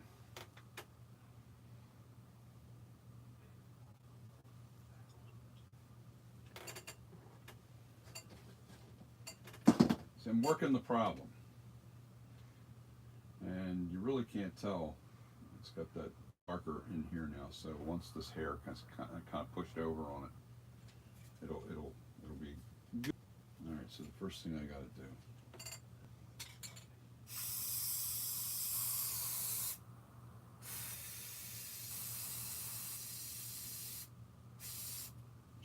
That stinks.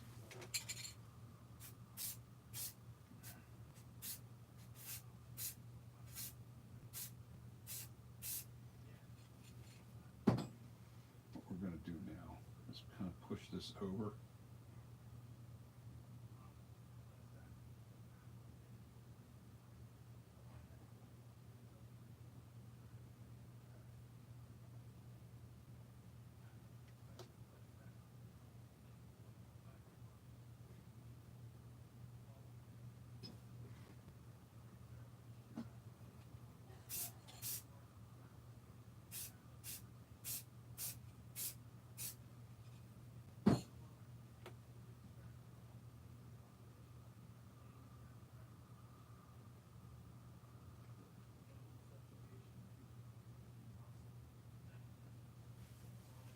All right.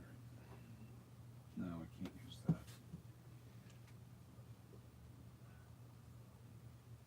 I need to push that up there. Get these hair follicles buried in there and stuck real good. And then I can work on the horns, but I want to make sure it's dry.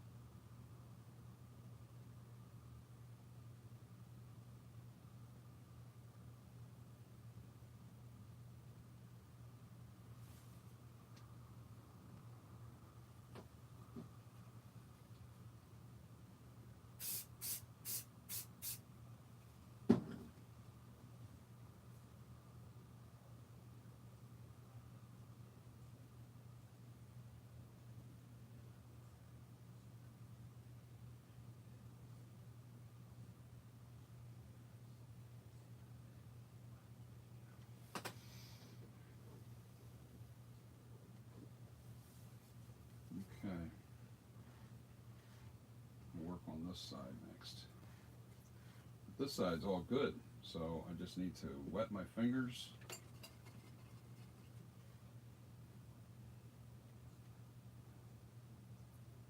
Just keep putting it in there like that.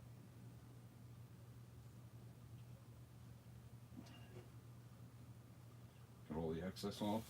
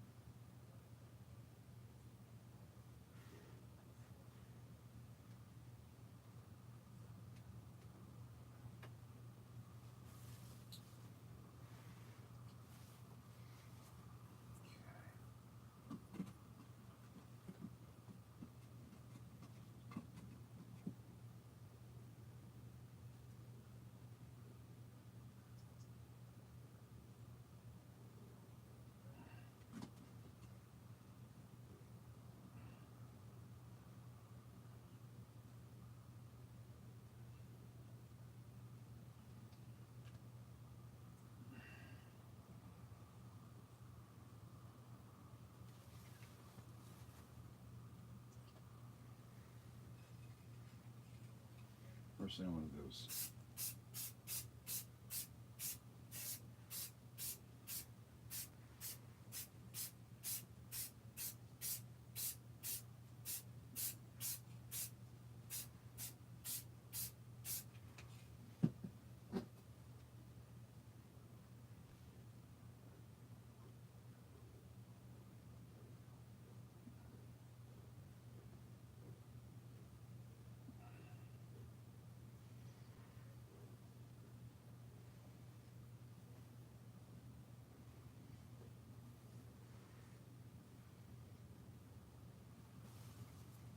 we're getting there, guys. Getting there. Now I've got some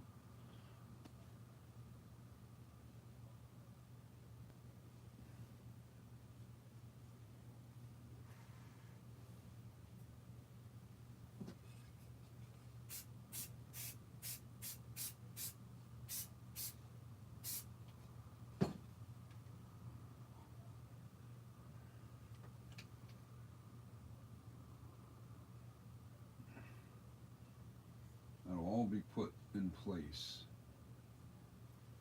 as this dries a little bit, just so I don't want so it's not so sticky.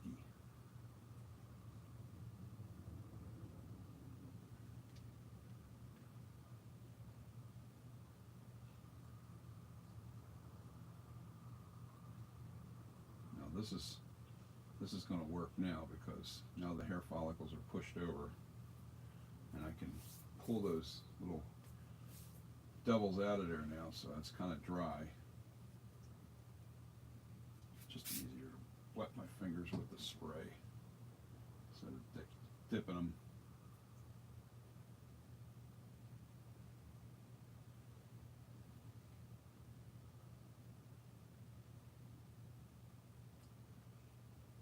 Now I'll trim off that last.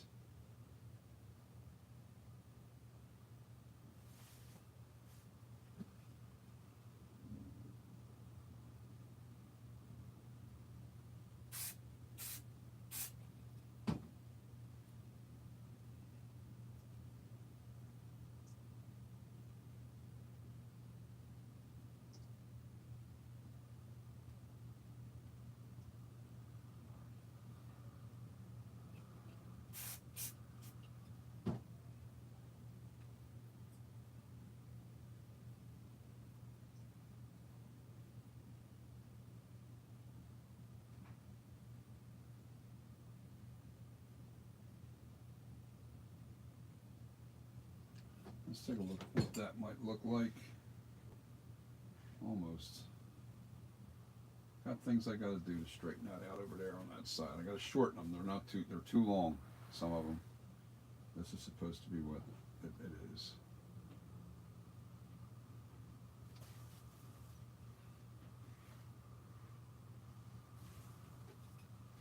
Now once I get all this where it needs to be,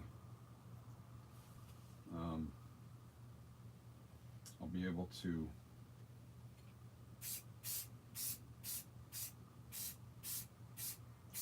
mist it.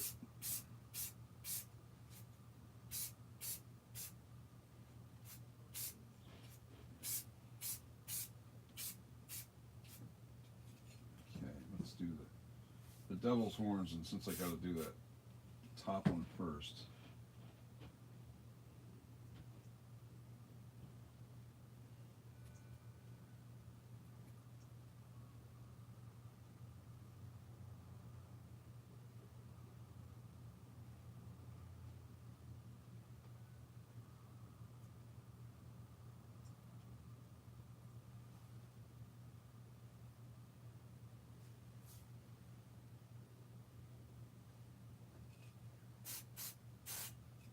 Oh yeah, you get gooey.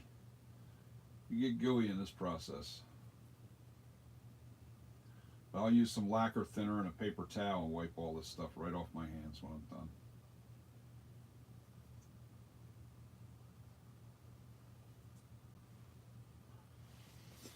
So I'm going to let that harden.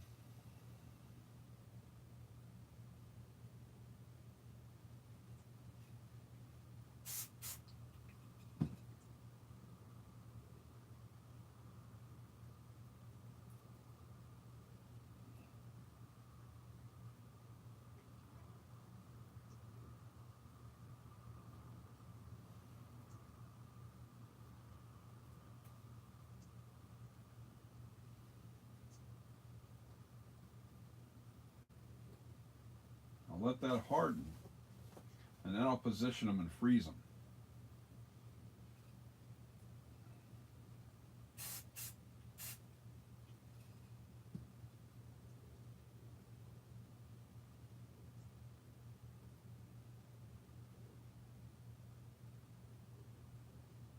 And make them, cut them at the right length.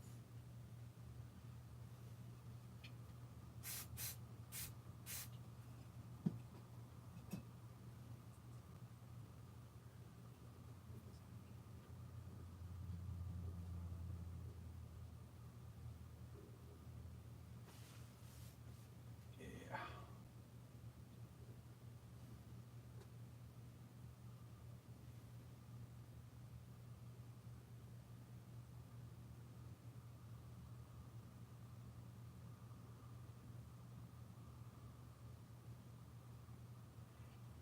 What I like to do is I know that I'm going to cut them anyway, so I'll stick them back into the mask or into the hair that's over on the side. But that gives me the bend that I'm looking for in the hair. I mean, I'm trying to style this. Oops. I guess I just got untacky.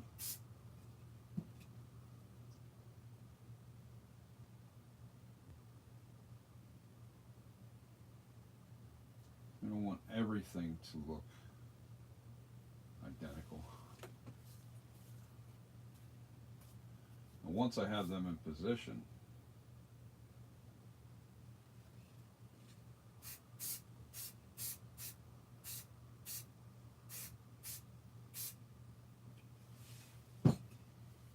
okay.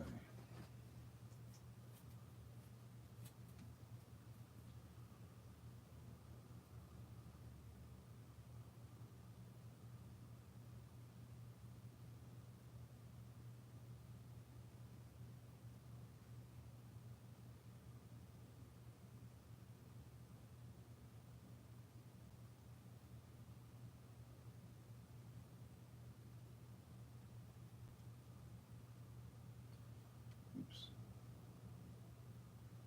Don't want to lose my double horn.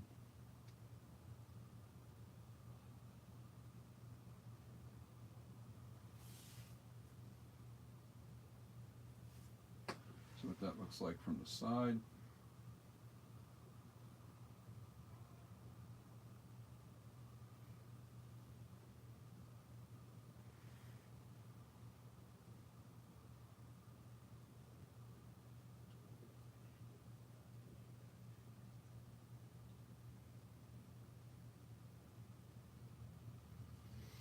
That's looking good, guys. That's looking real good. Now I'm going to spray up underneath of this.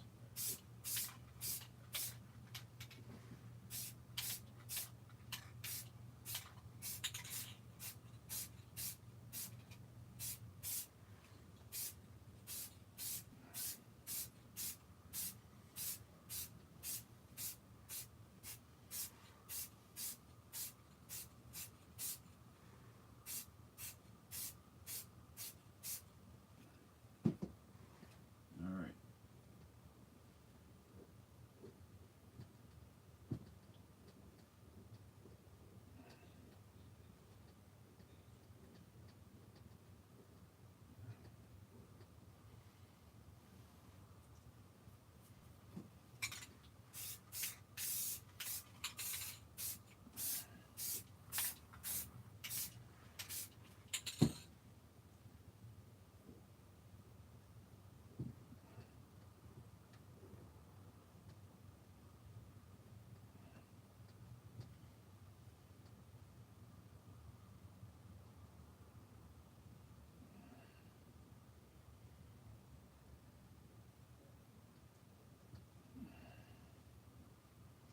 Okay. Now I got a big mess on my fingers.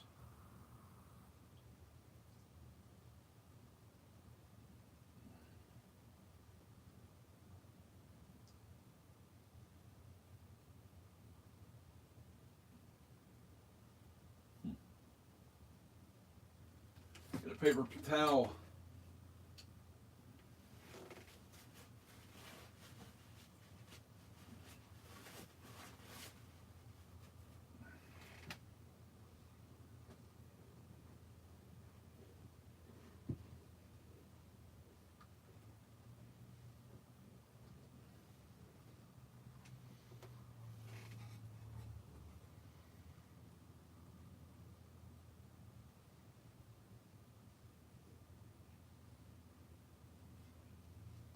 All right, there's a dead-on shot, guys. That's what that hairstyle is going to look like. What do you think? Let me take a look at what you're seeing on the camera.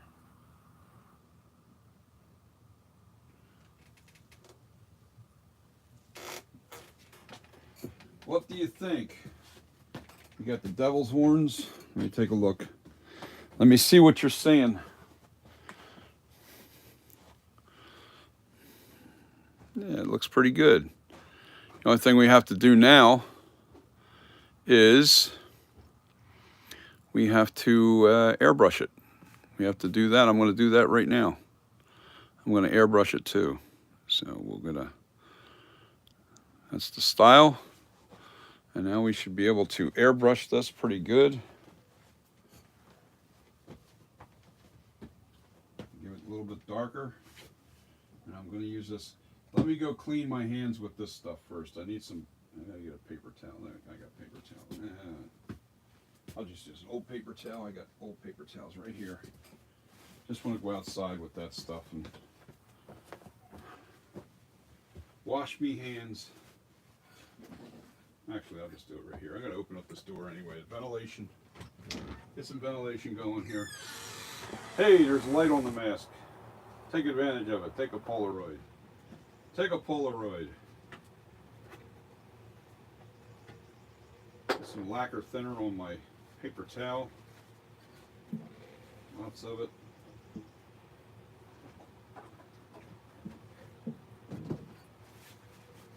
Let me go outside since it stinks.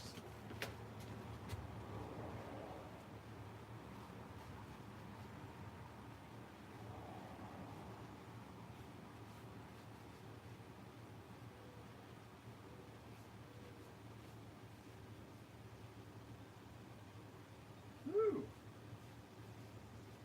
That's a lot of glue.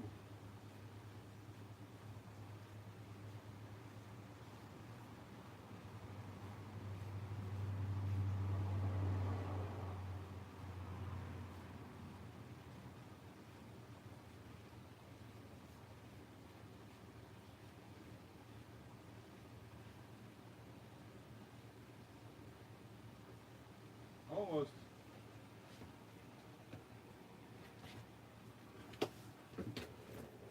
All right. Let the air out of the bag for a little bit.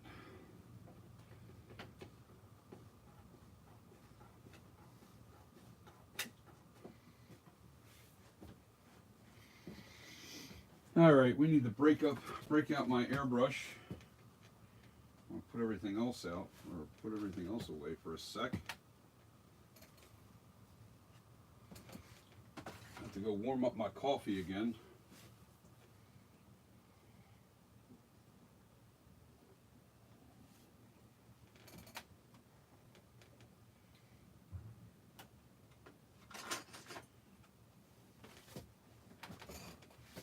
Break out the airbrush. Now I have a triggered airbrush. I'll show you my airbrush because I'm not an expert at airbrushing at all.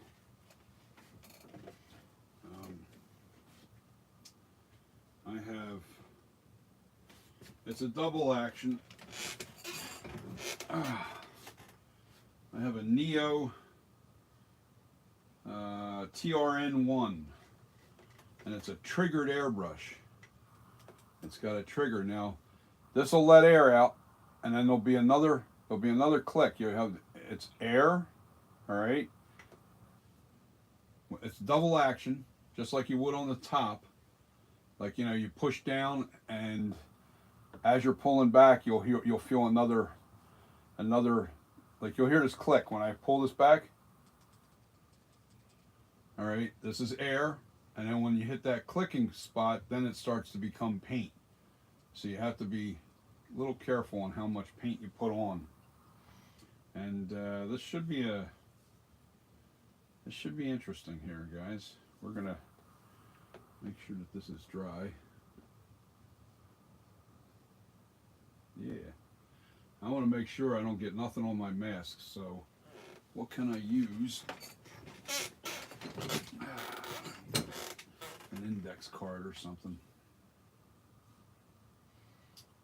You have a lot more control with the airbrush. So what we're going to do is, this ink's already ready. It's consistent with, oh, duh. I'm ready to put that all in. I don't even have the airbrush set up.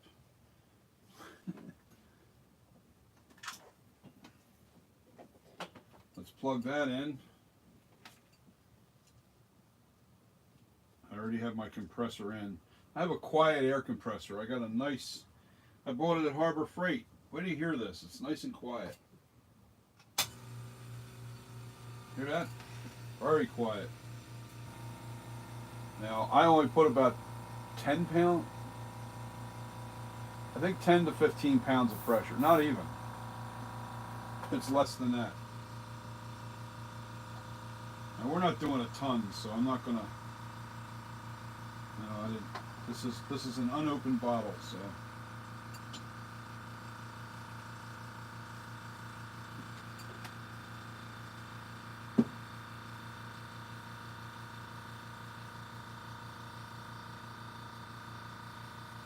We're gonna open it. Make sure there's nothing on my, I don't want nothing getting inside my bottle.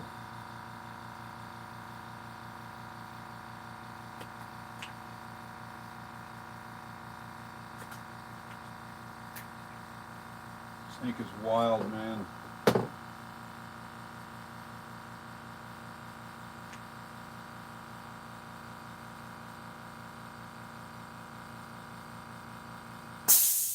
Yeah, it's already up to pressure. That's because I don't have it on a high pressure. Oh man, this is, all right, I'll use this side of it.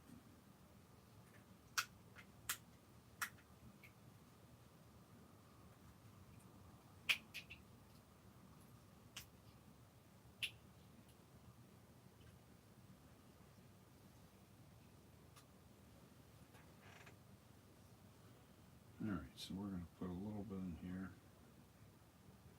A little bit of black ink, just got it all over me. We don't need a ton.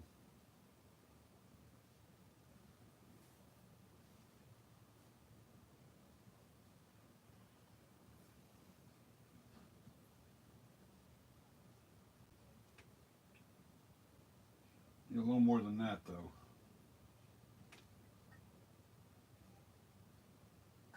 Come on, man. That's because I don't have the cap off right. It's driving me crazy.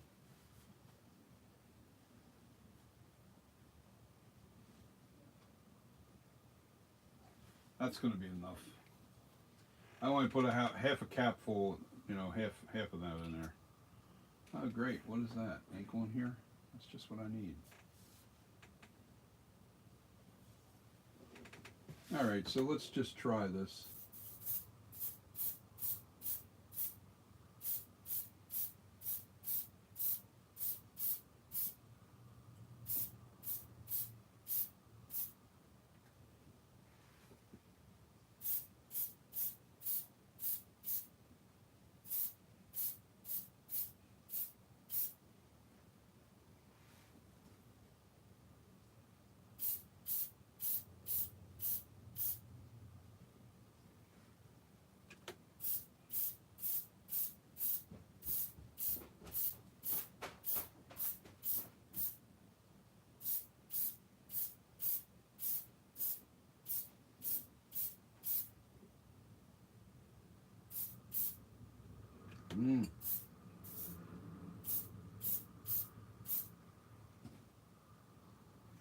Doing the front first. I'll get that off. I'm not worried. I'll just use a little bit of alcohol and that'll take that right off. This is alcohol-based inks.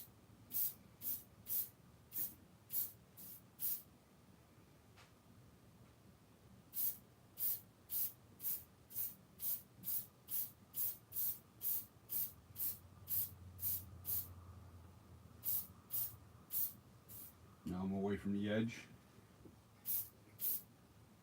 Get that out of the way.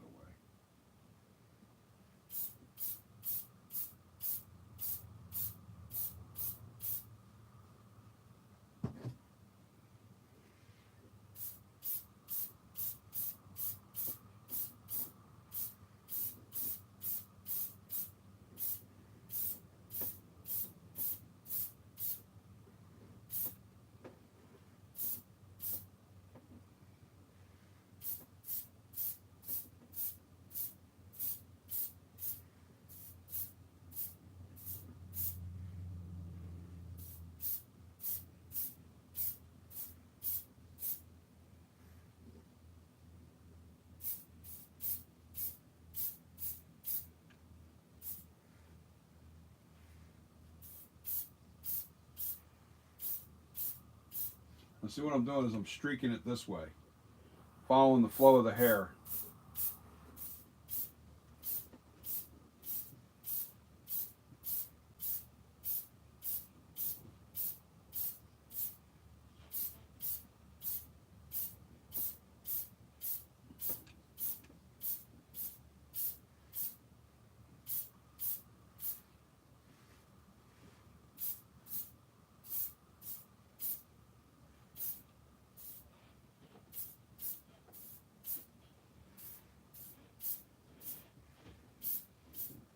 You hear how how much air comes out of this?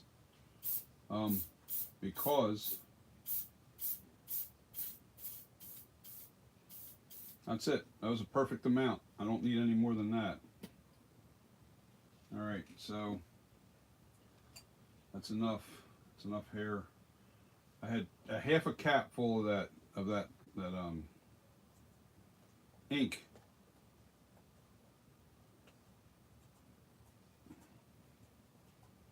And that was enough to do the job. And now I need my cleaner and my little cleaner bowl. So we put that in there. Where's my spray cleaner? Here we go.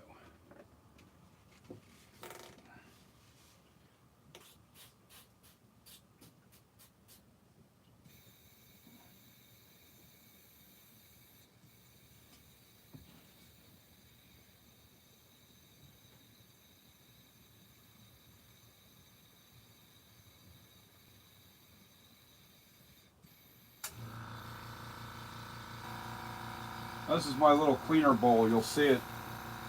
See the vapor coming out of the top of this thing? But I clean my airbrush. I'm pulling the trigger and letting all that ink go right into my bowl here.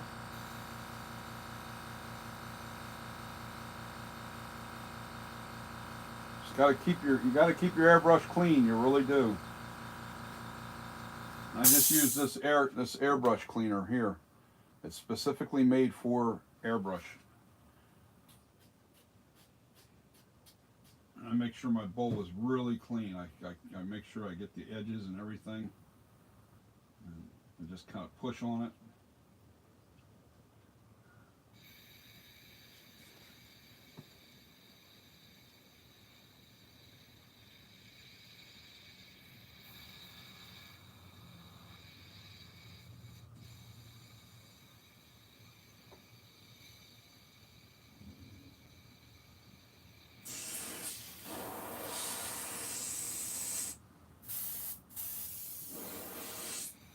Still coming out of there.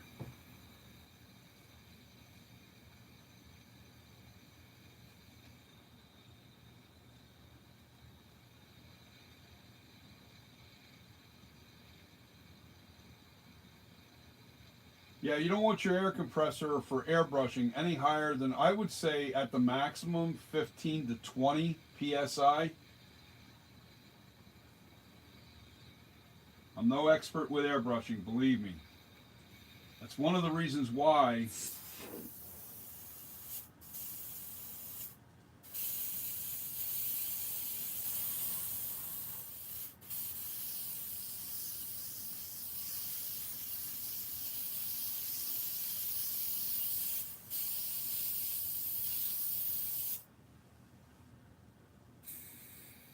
one of the biggest reasons why I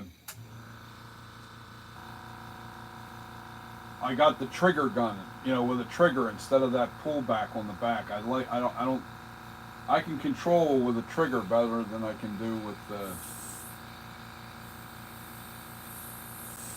but then a lot of you guys,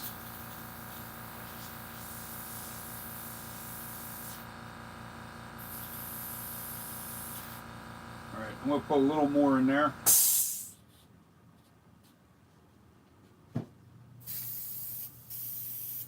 See, what I'm doing is I'm putting this on my hand, and when I start seeing the liquid getting clear, I'll know that all the ink's out of there.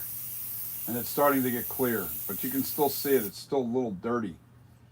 The ink, the ink that's still in there. Until I get clear. Yeah, that's almost clear now. Yeah, you just want it really clean.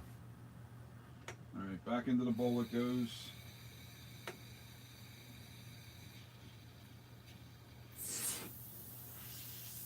Yep, that's nothing but air coming out of there now. But I'm going to do it again, just to be on the safe side. Just a couple squirts. See, I'm just putting a couple squirts right into the thing, and then I'll. Yep, see how it's a little dirty water right there? I can still see it. It's still trying to spit out some dirt. I gotta go get my brushes. You know what? I gotta go get my. I think I brought them. Yeah, I did. I brought them back in. Okay. I just want to use my little brushes to clean the bowl out better. I'll show you what I mean. Remember, you get an airbrush. Make sure you buy the kit. It's a tool kit that comes with your airbrush, or it doesn't come with it. I'm sorry, you have to buy this separately, and it's expensive. But it gives you all the tools to take it apart. I don't need to take this apart because it's it's not real dirty. And then I got these little brushes here. I got these little brushes that I can put on the inside of the bowl and really clean that bowl out. Scrub it, you know, and trying to get the.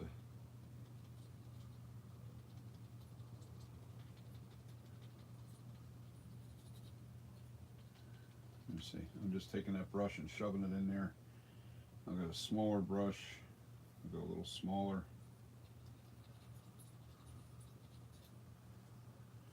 All right, that should be good. That scrubbed it out. Yep. Yeah, it's a little dirtier now.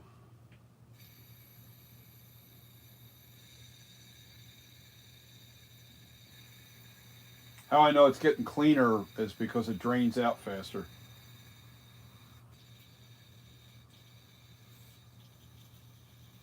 Then you just take this and you empty your bowl out of your dirty stuff.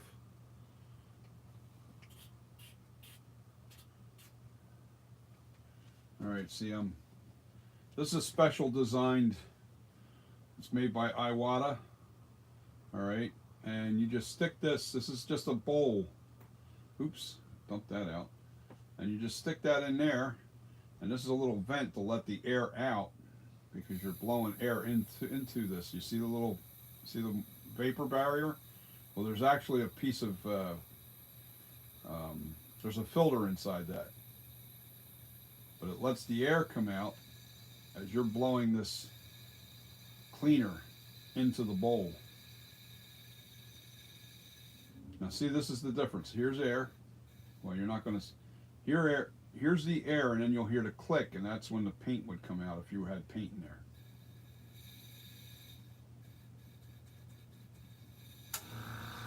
That's all. All right, now I can hear it.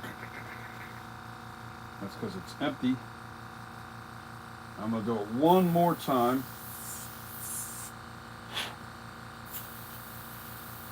One more time. And it should be, and just one little squirt this time because, yep, it's nice and clear now. That means the airbrush is clean. Yeah, I don't see any dark water at all, or dark cleaner. There's dirt on my hands, so that's probably why that's doing that. Yeah. Okay. Airbrush is clean. Take it apart. Wait a minute. That'll be dancing around like a...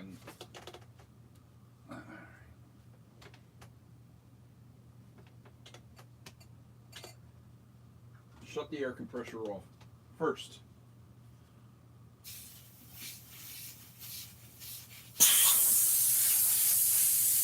Let it decompress. Now, if you can see inside the bowl, it's nice and clean. Always clean your air compressor, your airbrush right after use. Inks don't clog, but if I were to use, I would never put latex based paint in this airbrush. Never, because it'll clog and you will not be able to clean that out ever again. It just doesn't come clean. I always use just inks with this type of airbrush, at least this airbrush. There are other airbrushes out there that are bottom fed. The bottle will be down below and it siphons it out. But why that's important is because it never enters the air gun itself. None of the mechanisms inside get touched. The air comes, the bottom fed comes up and it literally comes out. The best one to airbrush like a base coat with is a Harbor Freight $10 little. I'll show it to you in a minute. Let me put this stuff away. I've got filters on that. I got all kinds of stuff on this. Let me see if make sure there's no. Yeah, there's ink on this too. Shit. All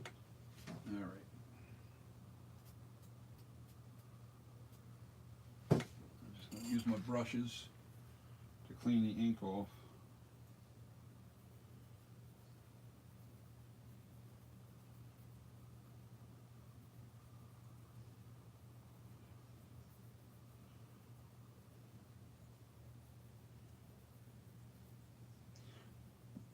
I never leave any paint on my tools because, man, you might as well if you're going to do that, you might as well throw away your airbrush every time. Because airbrushes are very, very fragile in that area where, if they're dirty, they don't work well. So, and sometimes don't work at all. So do yourself a favor, make sure that you clean your airbrush right after use.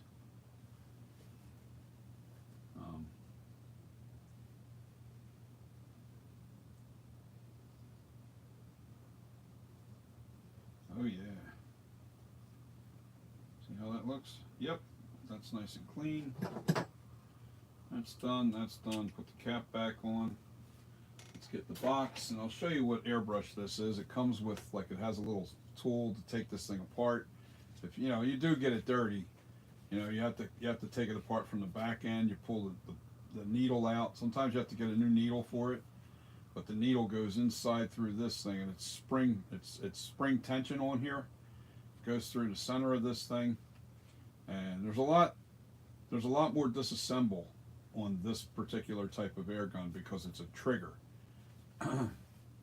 So I'm extra careful not to let this get dirty on the inside. That's why I took that extra time to really make sure it was clean.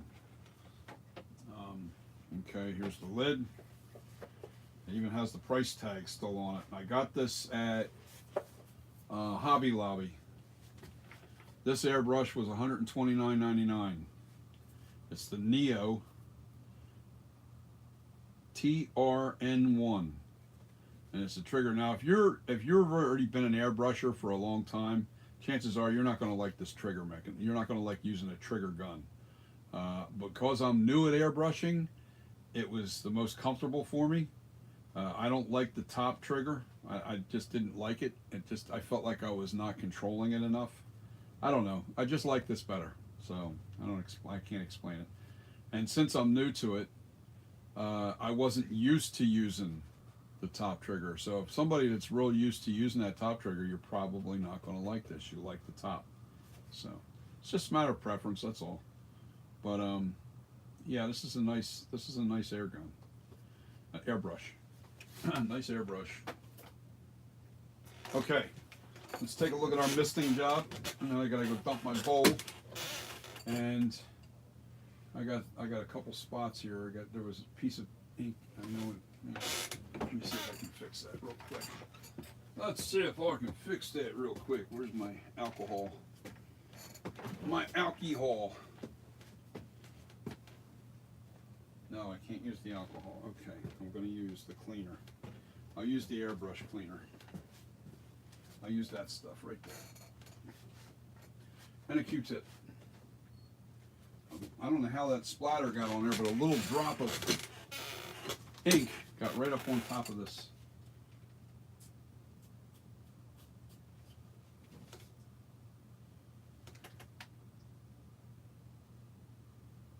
I don't want to rub too hard. Oh, that's right. This is sealed, so it don't matter anyway.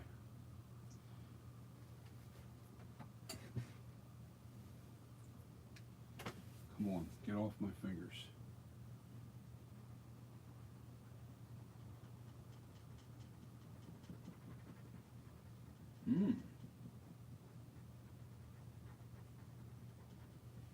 That ink's great. It doesn't want to come off. Okay. I'll fix you. Don't worry, I'll get it fixed.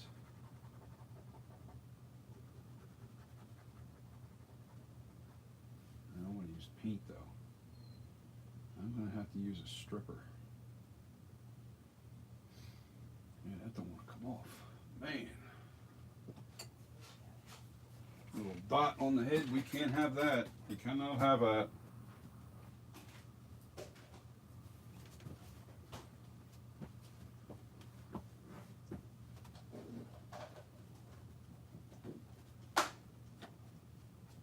Hoping this works. I'm hoping this works.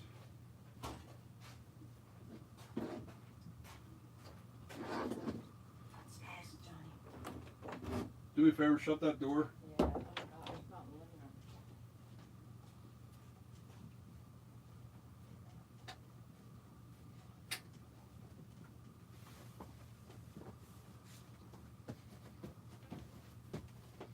Gotta get that dot. Gotta get that ink off of there, one way or the other. Oh, all I had to do was touch that. Oh, hang on. Come on, give me a piece of paper towel. That's all I had to do was touch it. Wow. Okay.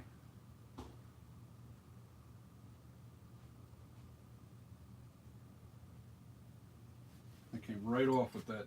Okay, so that's a lesson learned. All right, so.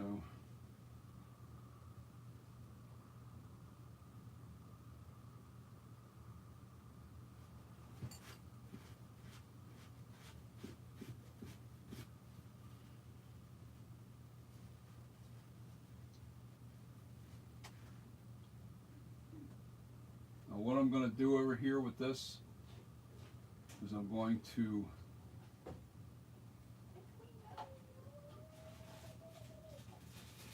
respray that with a protectant once I clean it a little better. I need another Q-tip. Maybe a little bit of liquid off the ground, where I spilled it.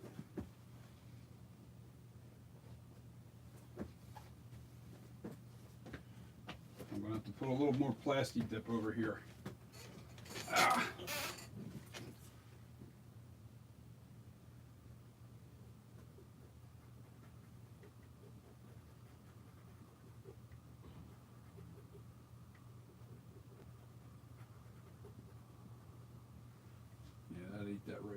Alright, so what I'm going to have to do with that, because I don't like that mark being like that, I'm going to have to break out my paintbrush a little bit.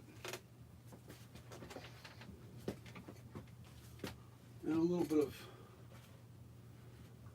of the white paint, breaking out the white paint.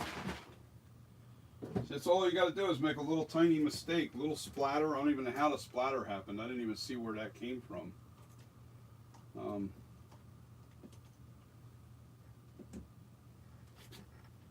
I need a better brush than that. Better, softer blending brush for that.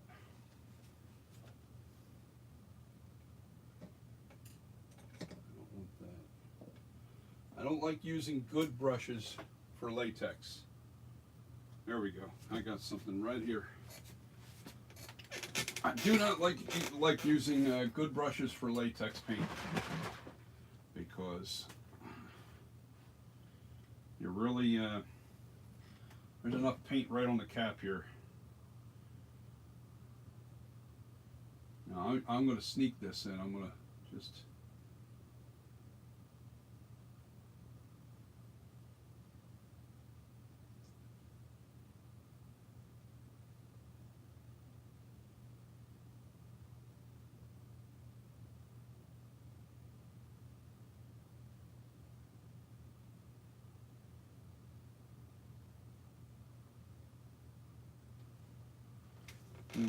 Not too happy with that. Hold on.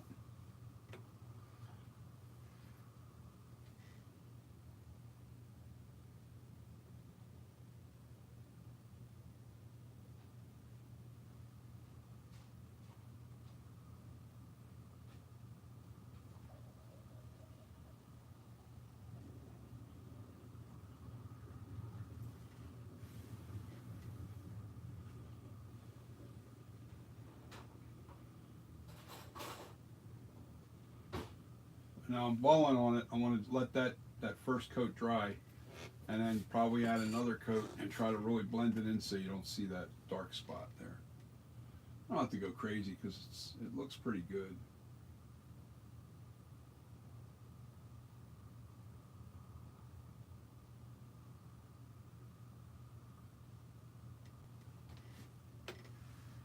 Actually, that's fine. That's good the way it is now.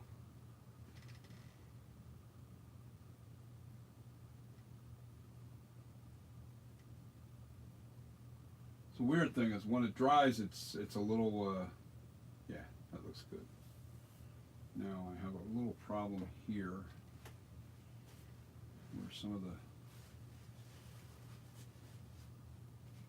this cleaner might have gotten on the nose.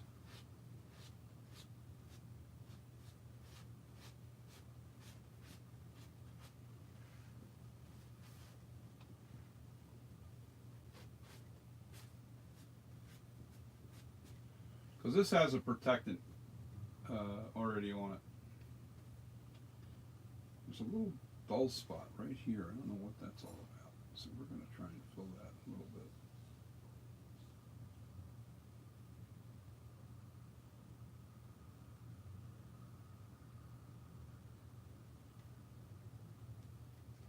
Dry the brush.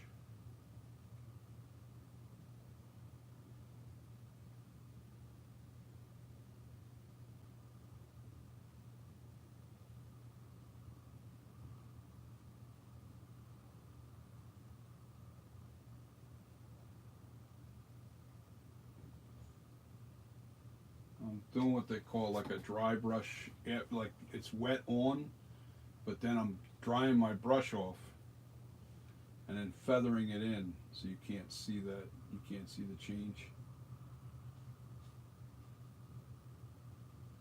Then what I'll do is I'll take a little more Plasti Dip and spray the front of this, and this mask is ready for shipping. Yes, it is. So let me take the phone off the little thing and hear what you guys have to say. Wait a minute. I also have a little problem here with some ink that got onto the mask right on the bottom.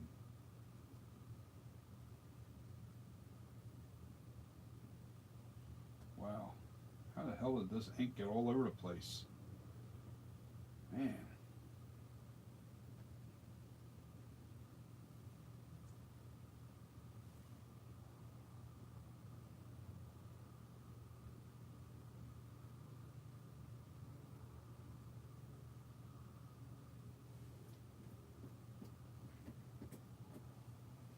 That don't matter. That's made to look like age, that's all. I'll throw a little more white paint in there just to cover that up. Put it on the mask. And then feather it in. Dry my brush off with my stomach. And then feather it in.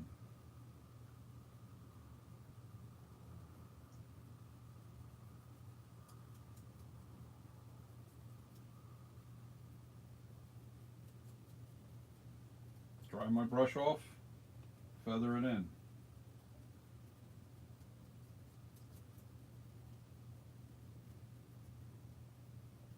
That's the trick, baby.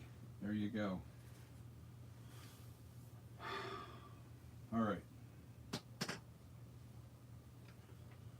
I'm just showing you little techniques on how to weather while I was doing that. Little things of how to fix things when things get a little goofy. You know what? Damn it, get off table, Jesus. Actually, let me mix this real quick. Wet the cap again, because I see a little tiny spot that's kind of ticking me off a little bit. Just, it's a little too wet.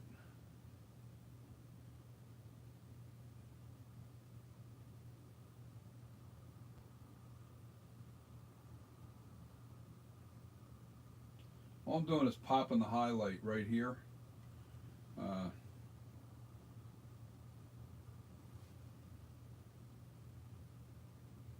Right at the peak, it's at its whitest.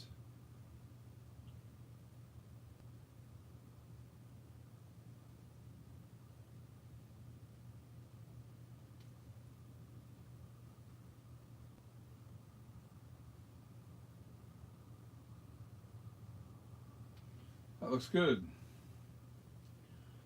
Can't even tell. Then I'm going to plasti dip the face one more time just so I don't have, oh wait a minute. Why is this, what's going on here?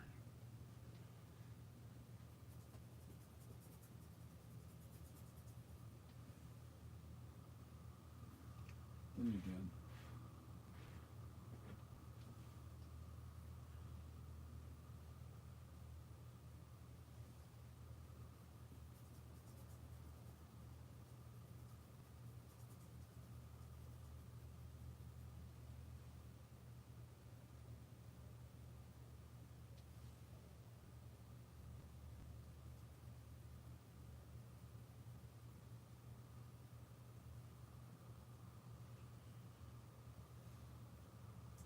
Yeah, once I put the plasti dip over top of that, because there is a protecting cover. There's a, you know, the plasti dip is still on the mask,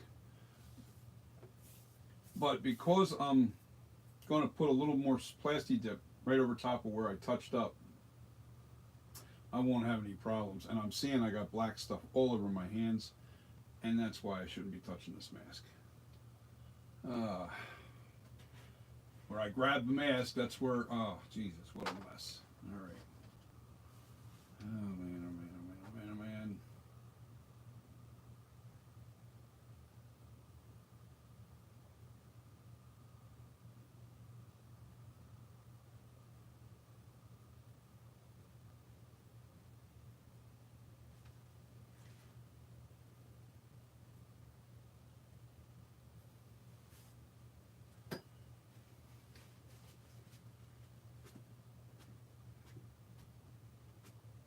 That's blended in nice again.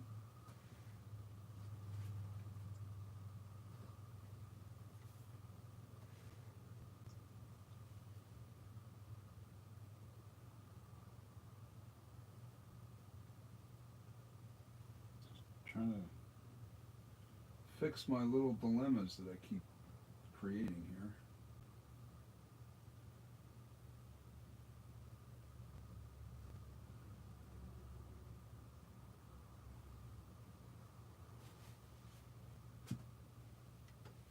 And all I did was I blended that back in so you don't have any kind of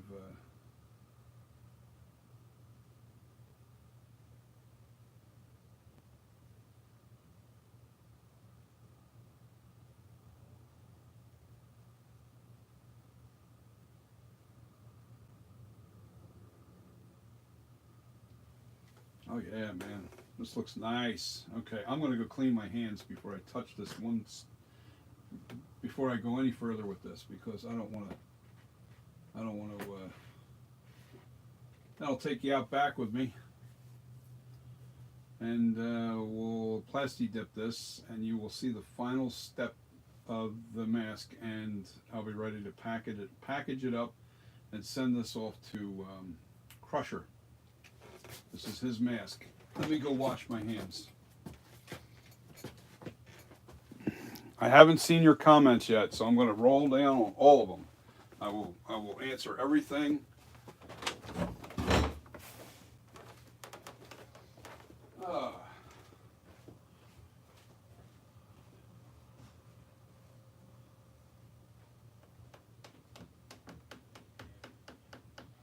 Hey, what? I can't hear you. Wait a minute. Yeah, I can take you. I'm almost done here. Get ready to go. Probably like 5 minutes. 10 minutes. I don't care. It don't matter. Whenever you're ready.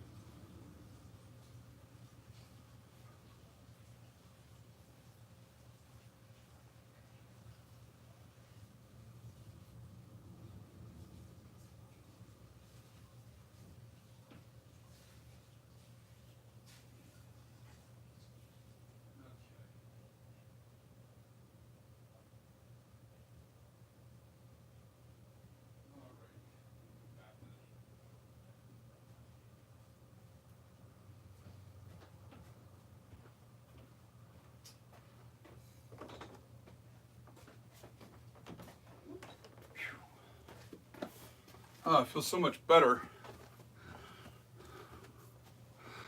having my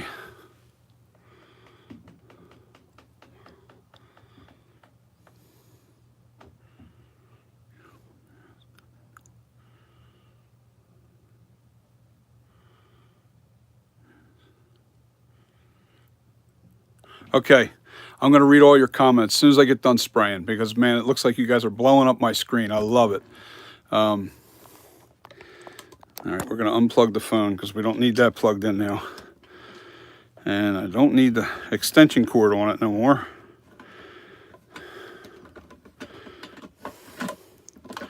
I'm banging around the camera. Sorry, guys. And I'm going to take the camera and the mask out with me at the same time. And hopefully you guys are approving of what I'm doing here.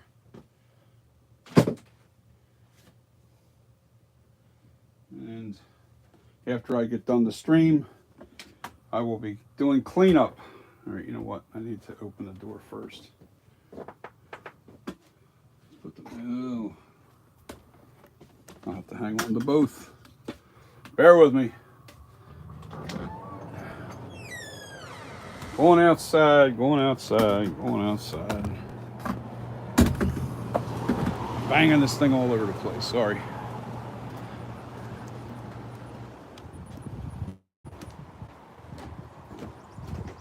I got my, oh man, it's a scorcher out here today. I got my plasti dip out here already.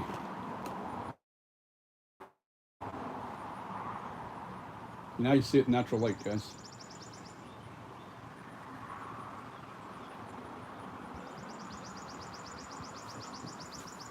Yeah, this is looking good. Hold on.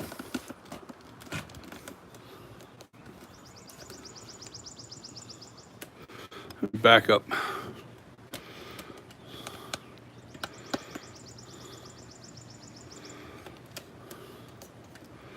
There we go. Sorry for all the banging around and stuff, but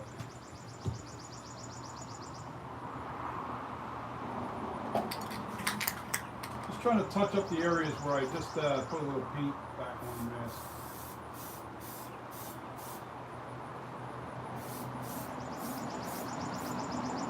Now, I don't want to get any in the hair.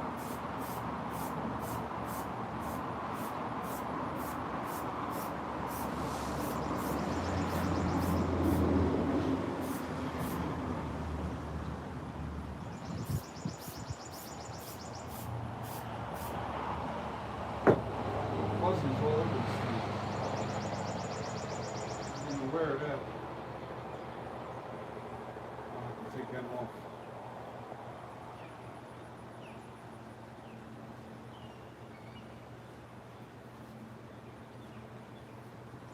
Hair follicles.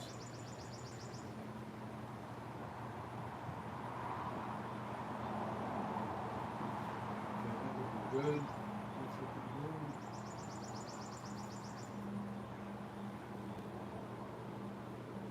Let's see if we can get a background look so you can see the style of the hair and how it looks. Let's get it real good. Point of view.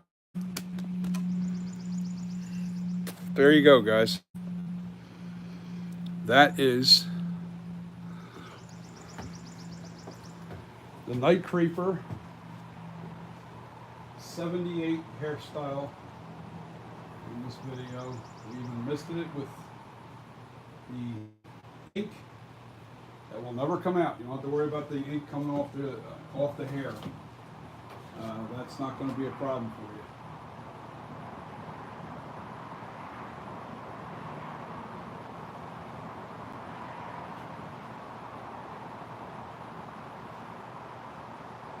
Yeah, it's frozen, baby. That's it. Let me make sure we're back in line again. That's it. What you think, guys? Are you happy?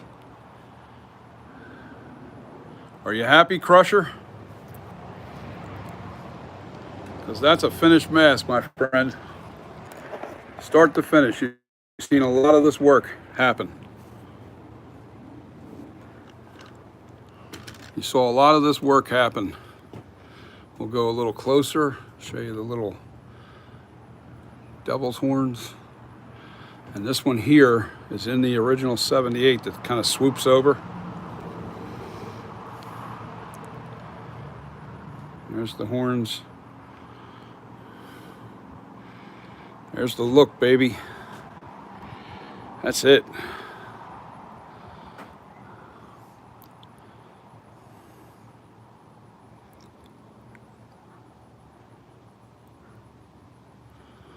Well, I don't know. I've seen some of Nick's work, and he's definitely better than me with herring. I'm okay. Nick Mulpagano at handyboy.com. He's really good too. Okay, I'm gonna sit down, take a break, and read your text. See what you guys are thinking. I was a little surprised to see you guys even on. Oh, wow, that's a nice mask. That is a nice mask. That's going to be really nice. Man, you're going to scare some people with that. Okay, so let's back it all the way up. Okay, Pipe Master, yo.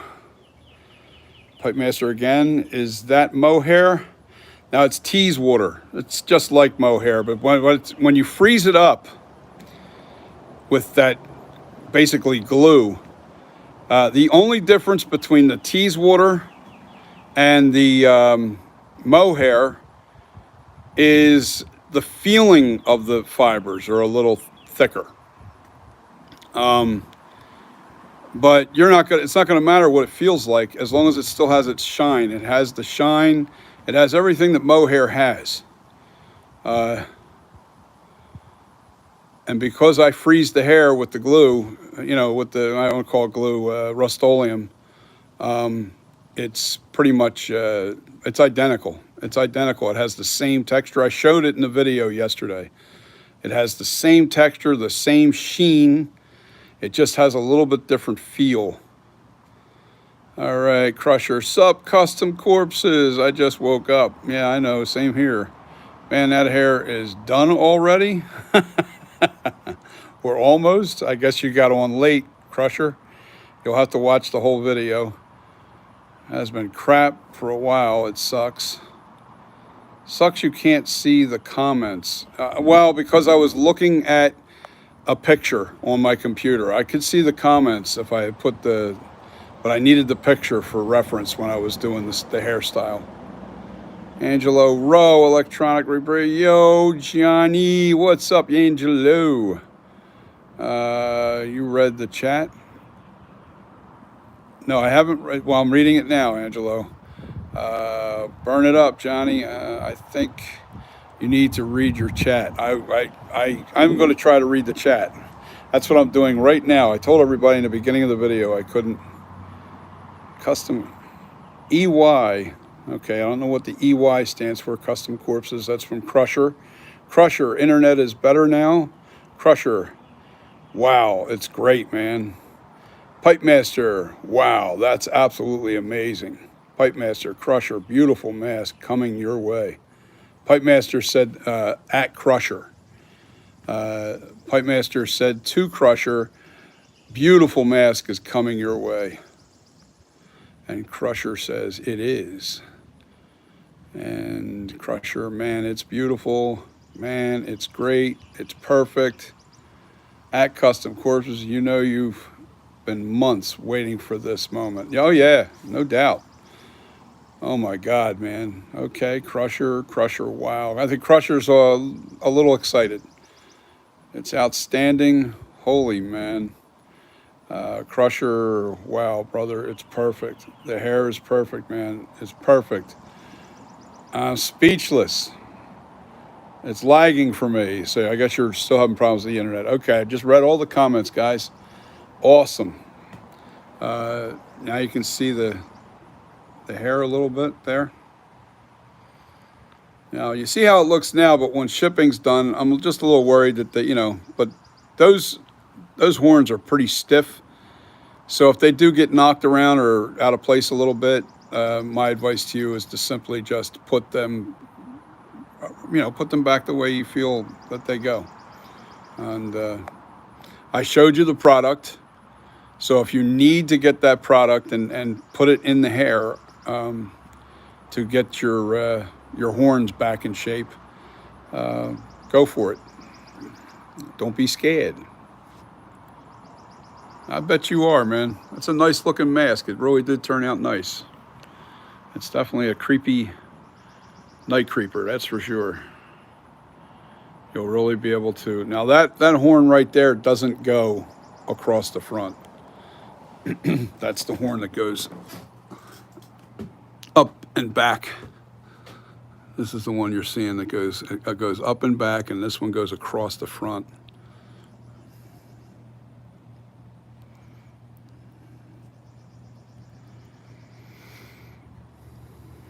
Lots of horns here.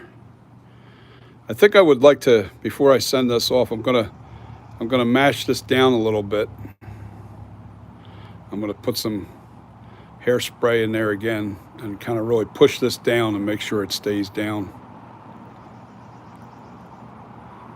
Yeah, maybe I don't need to. I'll just mash it down now. Seems like it's working.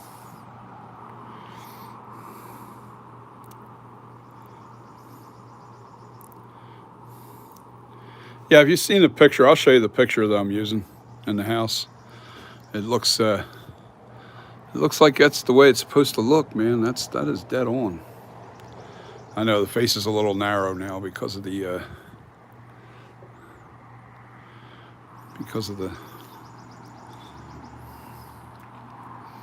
camera being so close. But that's it, man. That is your mask, Crusher. That is your mask. Yeah, the phone camera, that's the only thing I have. I don't have a real good camera to do this stuff. So, with that being said, we are done with this mask. The other one I'm not going to hair on camera, I think, because I'm going to do that later on today. There it is in sunlight.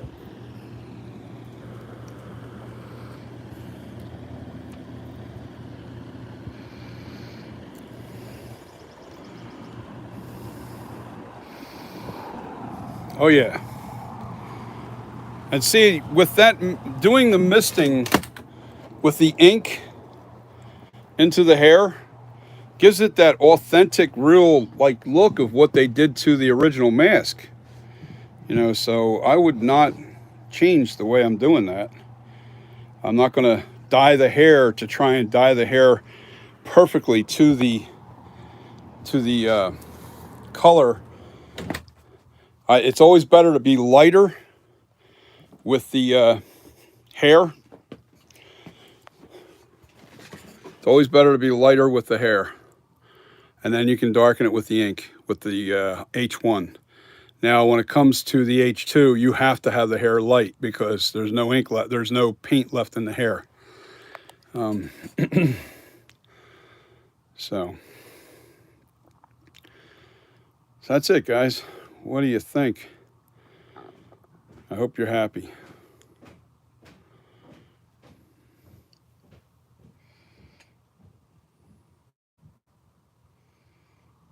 Yeah, so you don't see the hairline, you don't see a glue line at all. And that's stuck to that mask really good. You don't see no glue there. And why? Because of my method of how I put the hair forward and then fold it back. You get no hairline glue. And it looks much more natural. You know, even in here, you won't see any hairline glue at all. None.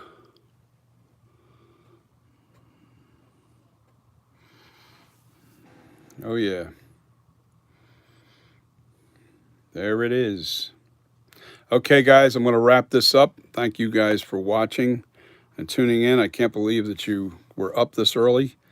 I was just going to load this video up, figuring nobody would be on. But you're on, so I think I'm going to spray a little Armor All over the whole mask, inside and out. Then I'm going to put some, once the Armor All dries, I'm going to put some cornstarch on the inside of the mask. That's what I have to do before I ship it off. It's the only thing left to do. This way it protects the rubber from UV, gives you a very nice, it'll keep your rubber soft, so to speak. So, oh yeah, man, you got yourself a nice one here. You got yourself a nice one. Hope everybody enjoys what I've been doing and sharing the. Okay, yeah, you know, because I'm not a real, like you said, I'm a pretty humble guy. It was said to me, and I am. I'm not really like. I'm no different than any one of you guys. I just know how to do sculpting, and I know how to do, you know, whatever I'm doing, I know how to do it. So but I'm not afraid to try things. I always experiment, even if I make mistakes. You fix them, and what's cool about fixing mistakes is you learn new techniques in the process. So, Crusher, you're a young man, and you're living in a area that was torn to pieces by a hurricane a couple years back. And my heart goes out to everybody in Puerto Rico. It really does, because, you know, that's tragic. And, you know, I felt like it was something I wanted to do. That's all. I wanted to make sure, even though you won the mask, you answered, I forget what we did, but you won the mask legitimately. But even if you hadn't won, I was going to give it to you anyway, just because of where you're living and the devastation that you guys have been struggling to get back on the map You got it, Crusher. You got it, my friend. I'll be in touch with you in a couple days.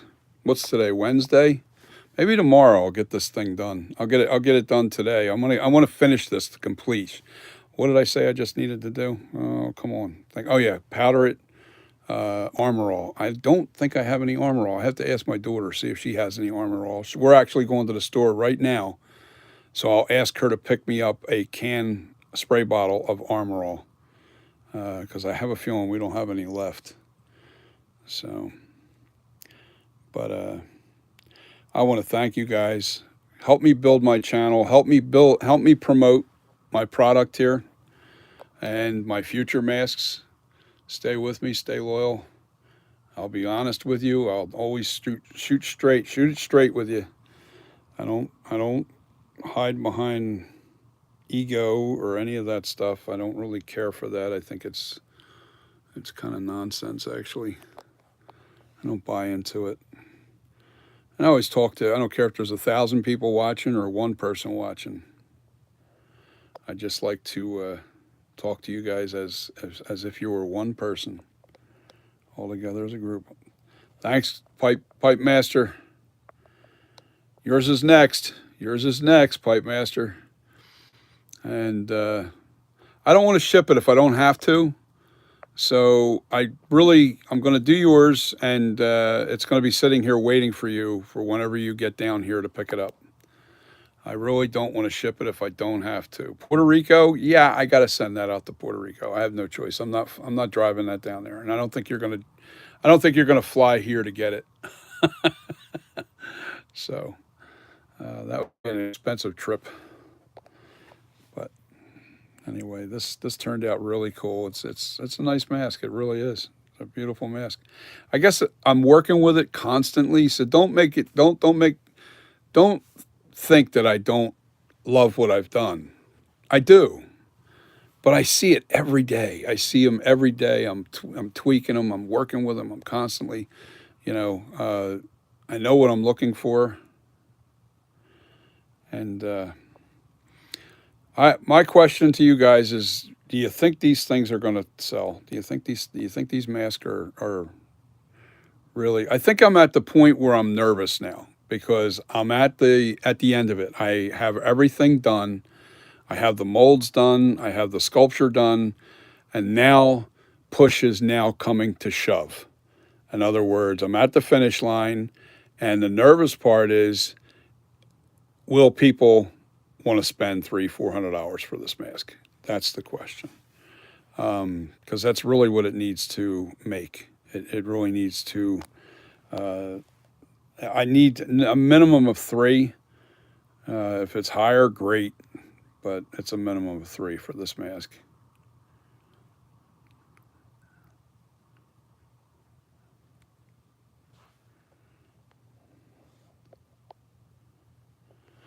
Well, Pipe Master, I'm gonna work on yours probably either later on today, because I have to go to the store and get some products. And I think I want to knock out both of these masks today. I really do. I'm not gonna video it. I've already got 182 minutes on right now. Great. You got a house down here. You can come down anytime and just pick up this mask. You just give me a heads up, give me a call, and your mask will be sitting here. So, and then I've got to go over to that mask, the white one that looks awful without the age. Look at the difference. Look at that. There's Crusher, bald, doesn't have hair on it. But look at the difference when it's unweathered. When it's not weathered, and it's not, there's no definition to the mask at all. The features are there. The features are definitely in the mask. You just can't see them that well, especially in the eye area. But boy, what a difference it looks like. It's amazing looking when you really age, when you do the right weathering to it. And shadowing. Weathering and shadowing, man, makes a big difference with this mask. Any mask, I think, honestly. I think they all looked awful when they're first coming out. It's like the movie, they just spray painted it white. But in the movie in '78, there was still a little bit of flesh tones underneath the eye cuts, which made it look a little more darker. Well, there's the actual, see? That's the picture I was working with on my screen. I was using that hairstyle. And see the see this hair right here? Look at this. See this? At the very top. Come on, go away.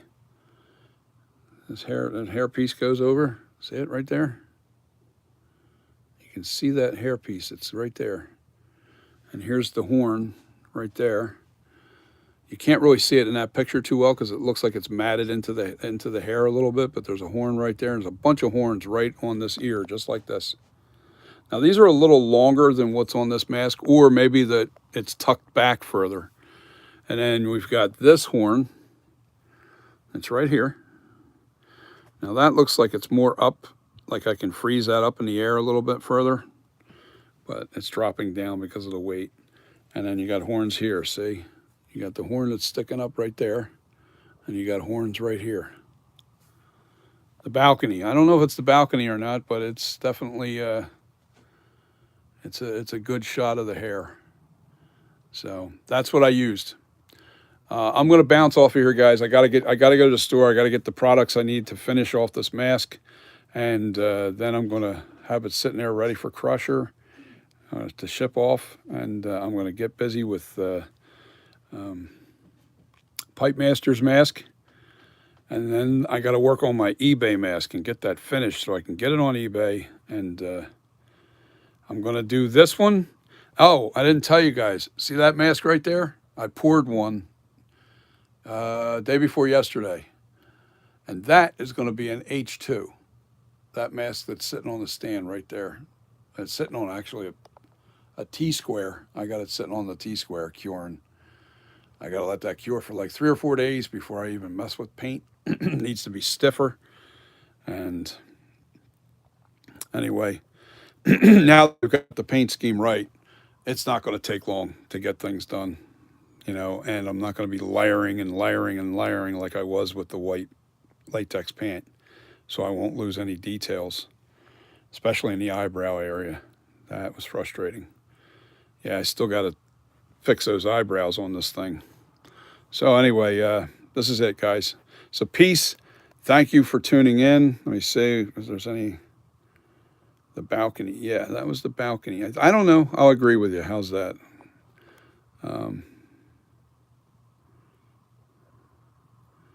So, all right. That's your favorite Myers pictures, really? Well, it really does show the hair.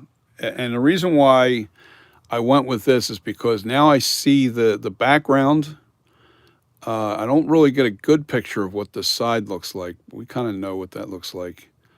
And you get the hairline. I can really see the hairline a little better. Oh, I missed it.